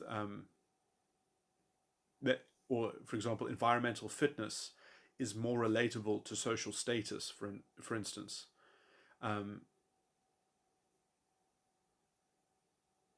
so somewhat like selective pressure has become a subsidiary of let's say the social game, which is part of the mental construction, and that creates its own environmental landscape to some degree, which you can only analogize to Darwinism, but still, these things, that environment that is manifesting whatever form of selective pressure, which is a kind of amalgamate of all minor factors being sort of compounded into that heading of selective pressure,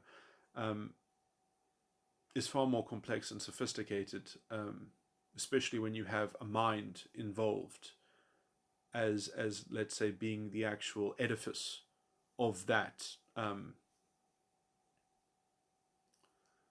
being the, let's say, the primary platform of those things. And so if you want to save the kind of the nature nurture selective pressure random mutation dichotomy and sort of try to project that within what's going on, it's like it's not even actually contending. It's not even involved in the process whatsoever. It's like as long as some semblance of its most rudimentary, basic kind of, I mean, it's being abused to the point at which, as long as it's like, as long as what is occurring is not, let's say,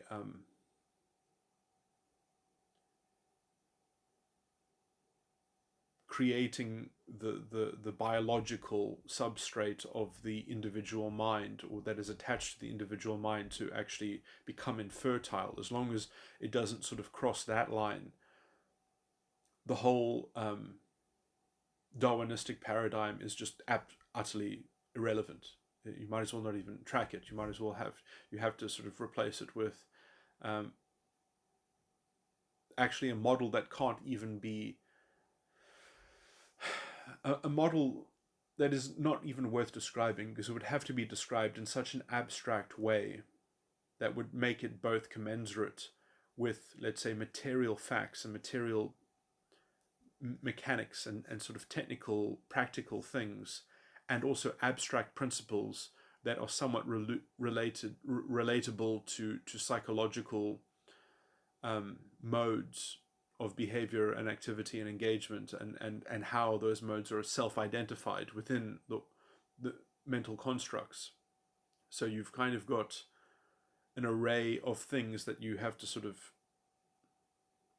you end up essentially having to create a kind of ideation around culture and a reification of culture, which itself you would have to abstract in order to, and those would all be roughly guesstimates, because there's no saying that culture is sort of always the same in a different form, or it's, like that there is a kind of you have to abstract it again onto a kind of onto a very meta kind of level, at which case it becomes completely incommensurate with the objects that actually make up its particular forms. But you would have to abstract it on such a meta level in order to track its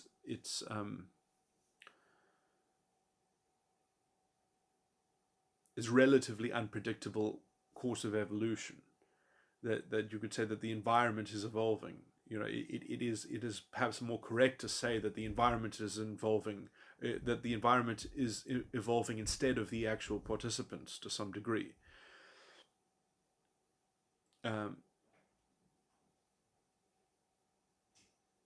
As the exterior residue of the internal organization of essentially of you could say communities that belong to the same species, and so you could be tracking the evolution of, let's say, the sediment or the residue that is kind of and again, that residue is to talk about it evolving is actually a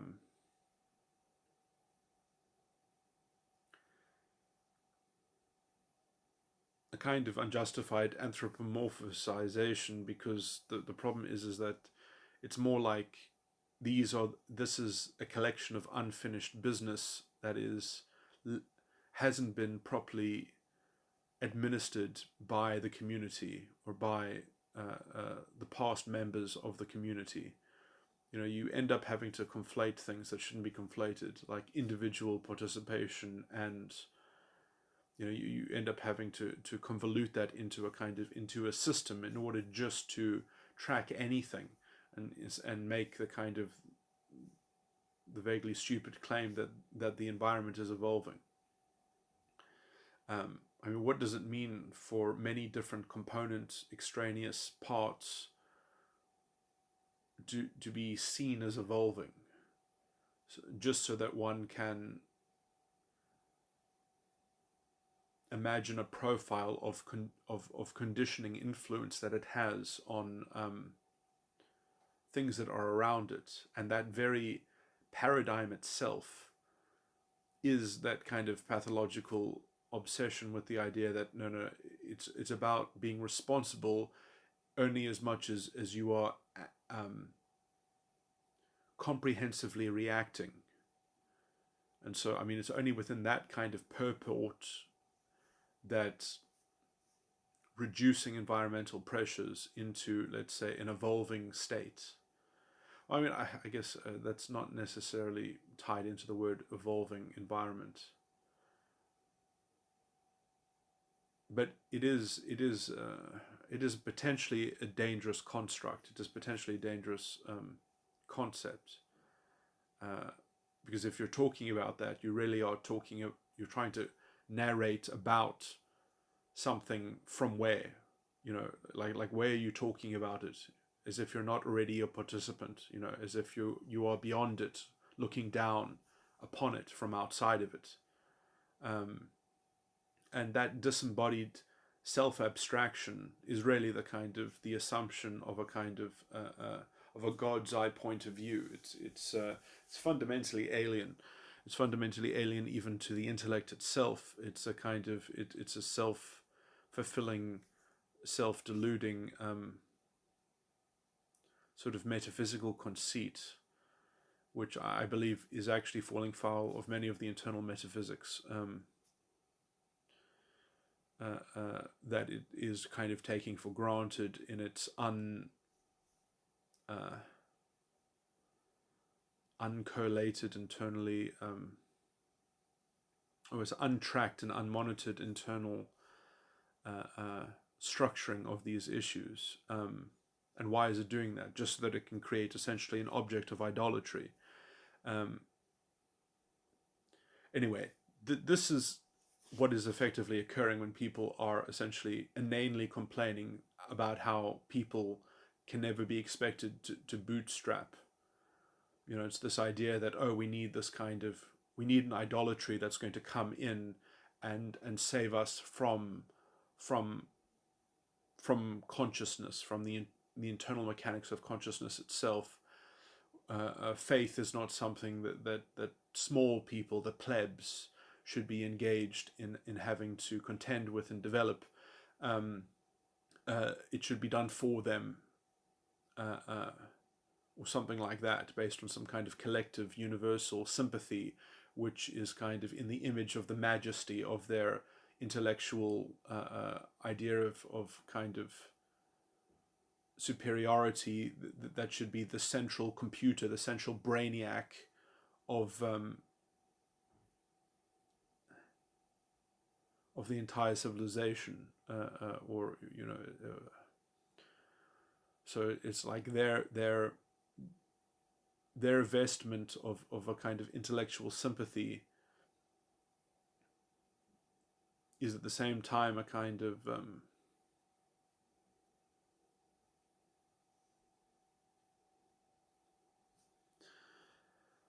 commitment to a kind of faithless concentration in some kind of dogma or orthodoxy, which then will have its particular objectification of things and its particular system, which everyone will be systematically confronted by and forced to kind of deal with according to some prescribed manner that is that culture, that is the entrenchment of a particular form of, let's say, backwards a liberal culture.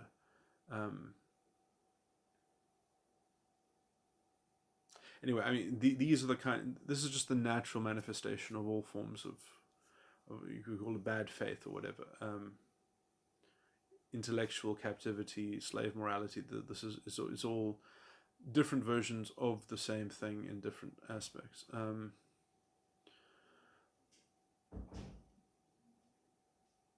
So who is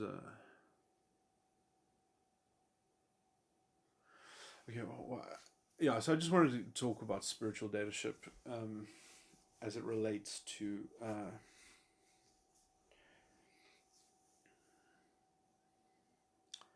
both mercantilism, identity politics, and the idea essentially that you're going to save people from the problem of having to develop and act on their own faith, and sort of give them a simpler game in which they can only deal in the naive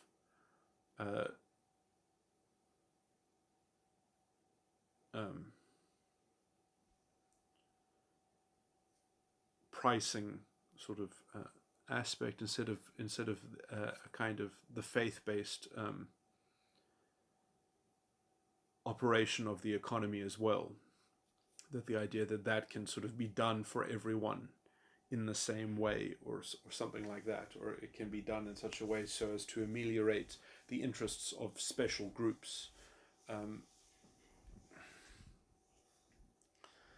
which ends up creating a form of entrenched bad faith that poisons the system, and makes everything sick by its contact and contagion with forcing everyone to adopt the mental prescripts, which essentially always develop the same way. I don't think that these things can manifest in a stable sense. I mean, if you think about it, Hitler's vision was very similar to mercantilism, the idea that each nation should be for itself, and be kind of subtextually vying between themselves to keep themselves in check, because if they don't develop, then maybe another country will develop stronger than them and then subjugate them. That's the exact kind of mentality in mercantilism, essentially, just in relation to gold. And that process, although it might sort of root you into something, doesn't it roots you into something to do, but what you sacrifice in order to accomplish and pursue that very sort of self-degradating reduction of, because essentially it doesn't solve the problem of purpose, it just sort of displaces it by invoking a zero-sum game. So it just sort of freezes everything into a zero-sum game. That's exactly what identity politics does, in order to conceal its own bad faith and the productions of inefficiency and self-agony and self-aggravation. The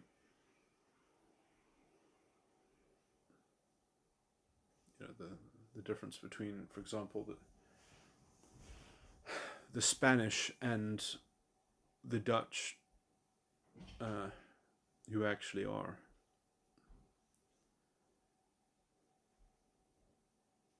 providing access to spices and creating a dynamic commercial sector of exchange and freedom, to give people the liberty to develop and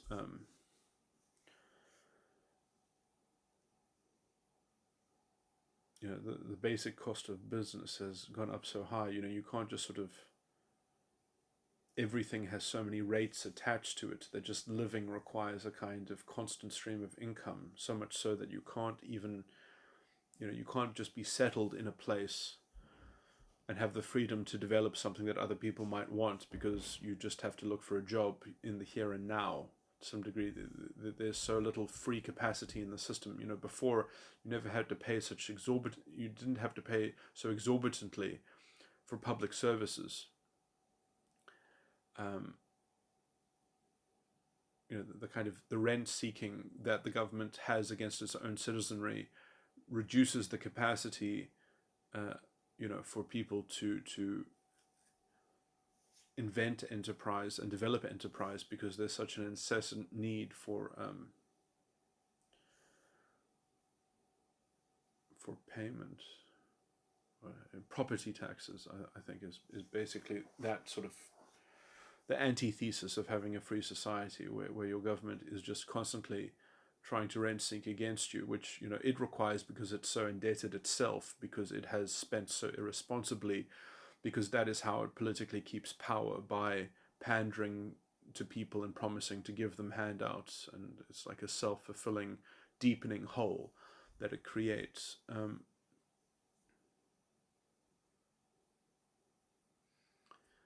That it gets invested so much into its own fake solution.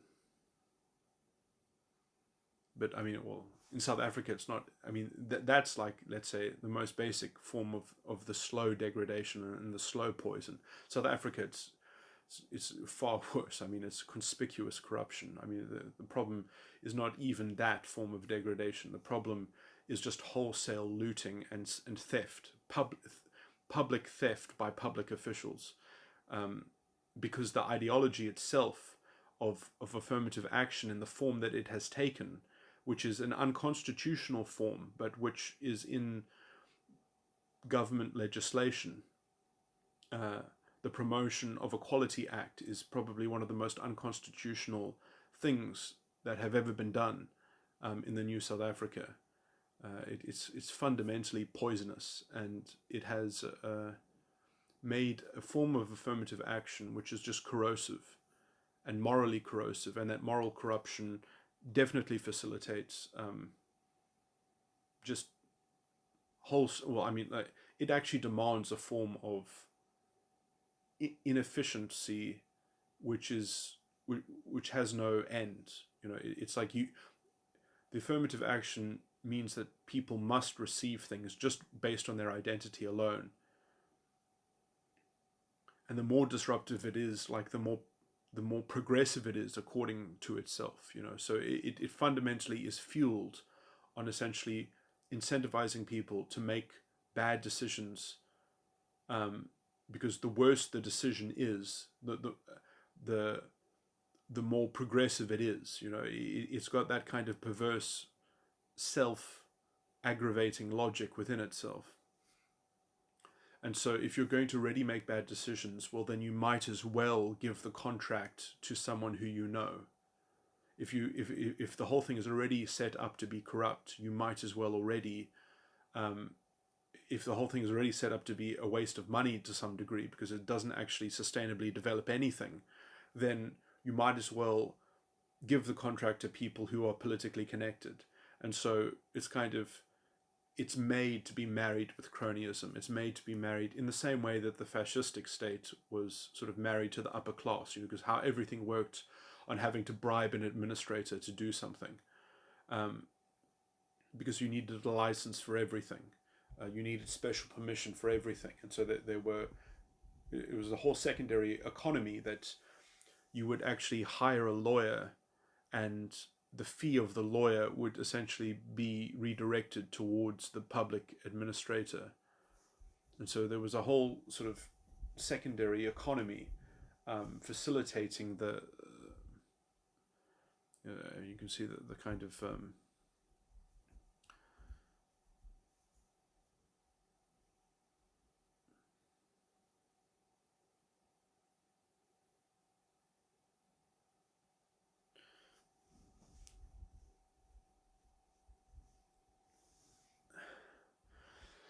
I could go through this probably in a much more delicate and thorough and also insightful way, but anyway, it's not really worth it.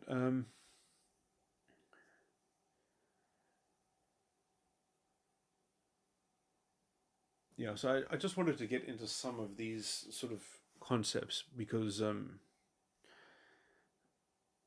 sadly this is all, well, I mean, I'm still just sort of doing a kind of overview and outline of kind of how economics functions.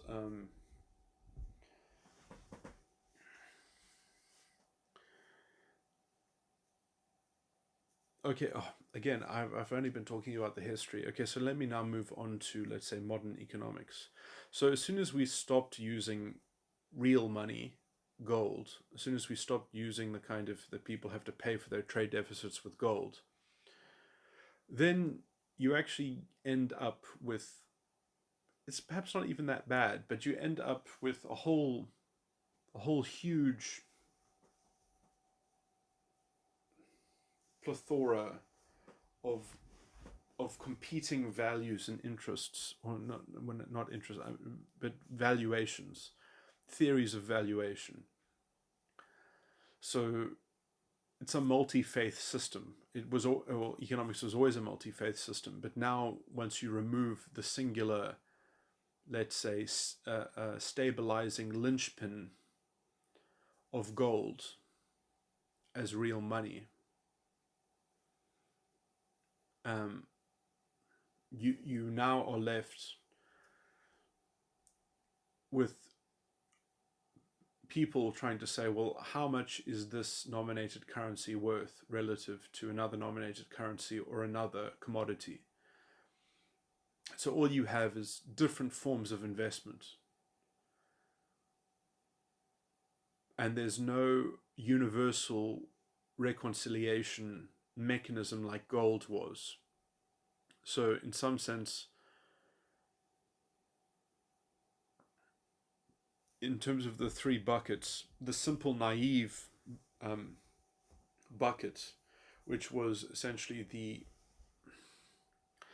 the edifice upon which a faith could relate to it, in some sense that has kind of dissolved, in that the first bucket is just a kind of pale reflection of a confection of faith, of a kind of normalized faith, so there's a nebulous multitude of faiths. So, some people will perhaps value currency based on soft power. Some people will value currency based on a combination of soft and hard power. So essentially, it's a direct reflection of a kind of cacophony of possible values, and some of these values are even quite hypothesized, to the level at which it's somewhat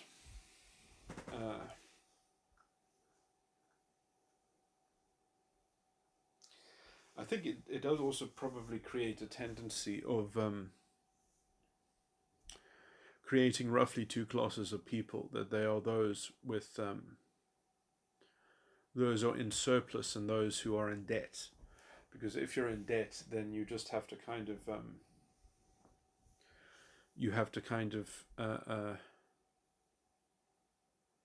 work with the status quo, and that kind of, let's say,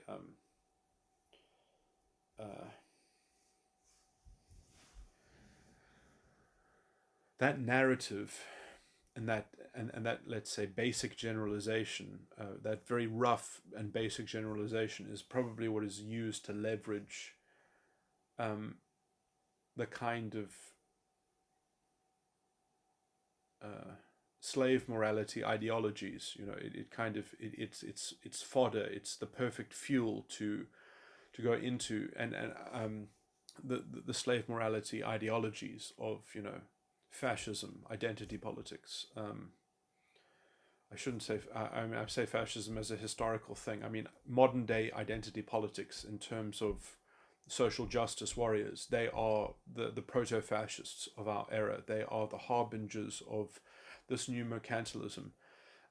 They are what Hitler would have called useful idiots. They are spreading the fascistic conception of society and the fascistic moral paradigm.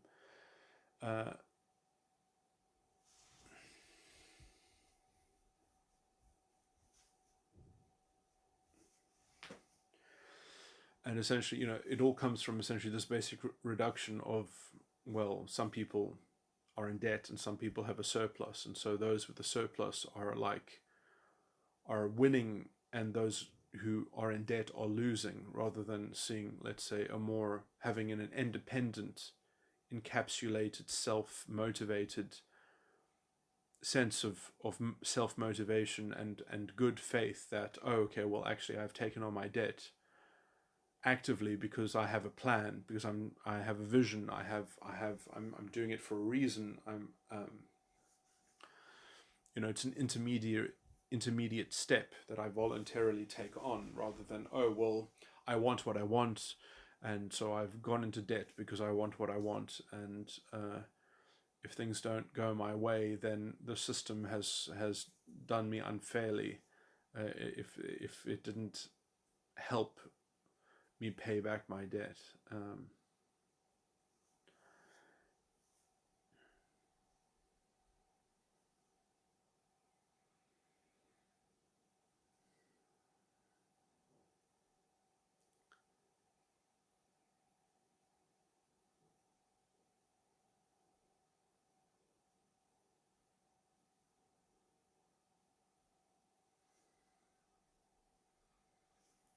Predatory debt. Anyway, I mean, I guess that's probably not really a problem if there is limits on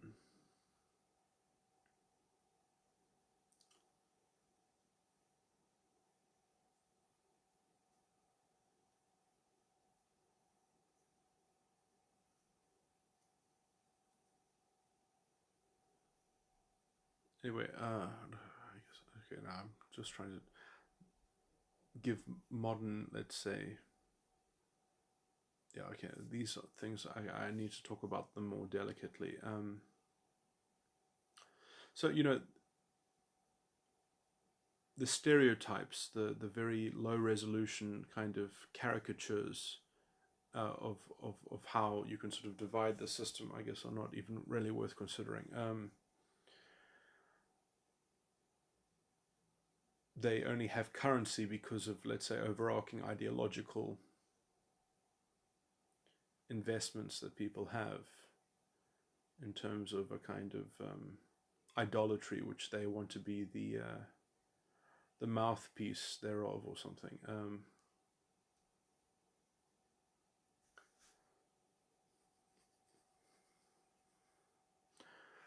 Rather than letting people get on with developing some kind of self motivation or self responsibility and accountability and self ownership, and developing a culture that is capable of sustaining the mentality of bootstrapping and assisting people in acquiring those gifts, or if people are not capable of developing those talents and skills and gifts, well then, I mean, perhaps, I mean, if there is a large contingent of people who are like fundamentally, and I only use this word technically, are like fundamentally perpetually indolent, then perhaps they do need to be aided in some way, in some kind of state assisted way, in which they are, well, I guess you'll have to try to extract some kind of um, economic cost saving measure from trying to get some people to be productive to some extent possible, obviously in a way in which, in order to maximize the efficacy, but one can't merely turn society into a kind of an asylum, into a otherwise it will it has to get into a sustainable form at some point. It has to be responsible about managing its affairs and getting its house in order. And the faster it does that, the more capacity it will have in order to essentially invest into what you might consider charitable cases and causes and such. But to the extent to which that the ideologies of irresponsibility are pandered to, ironically, it creates a fundamentally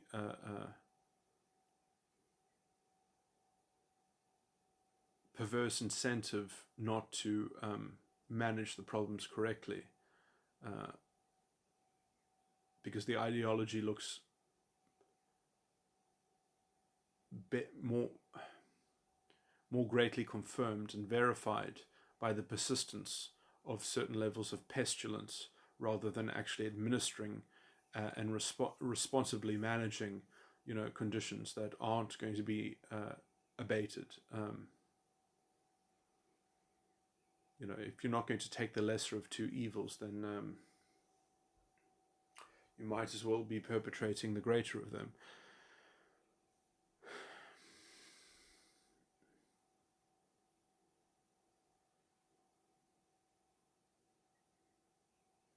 Obviously, there should be. You should never impose policies on people. They should, if you set them up well enough, and then you invite people to participate because you believe that it will be better for them, then they should be given the choice to elect that for themselves. No, I'm talking about essentially trying to,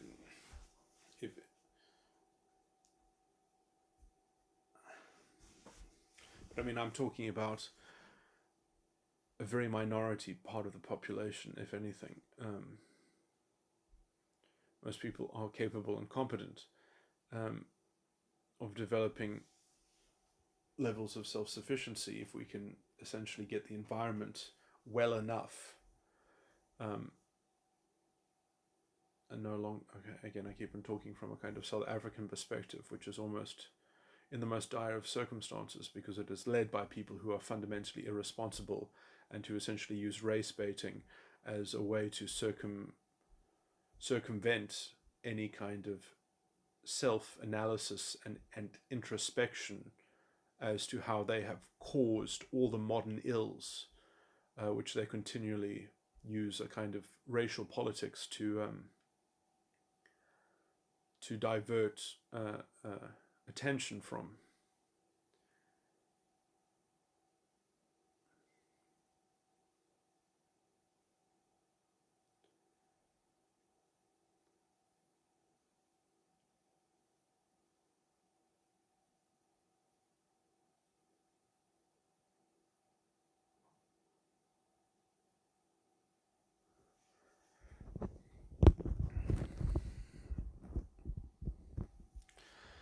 Okay, anyway, I've spoken for long enough and that was rambly enough with all those tangents, so I guess I'll just stop talking now.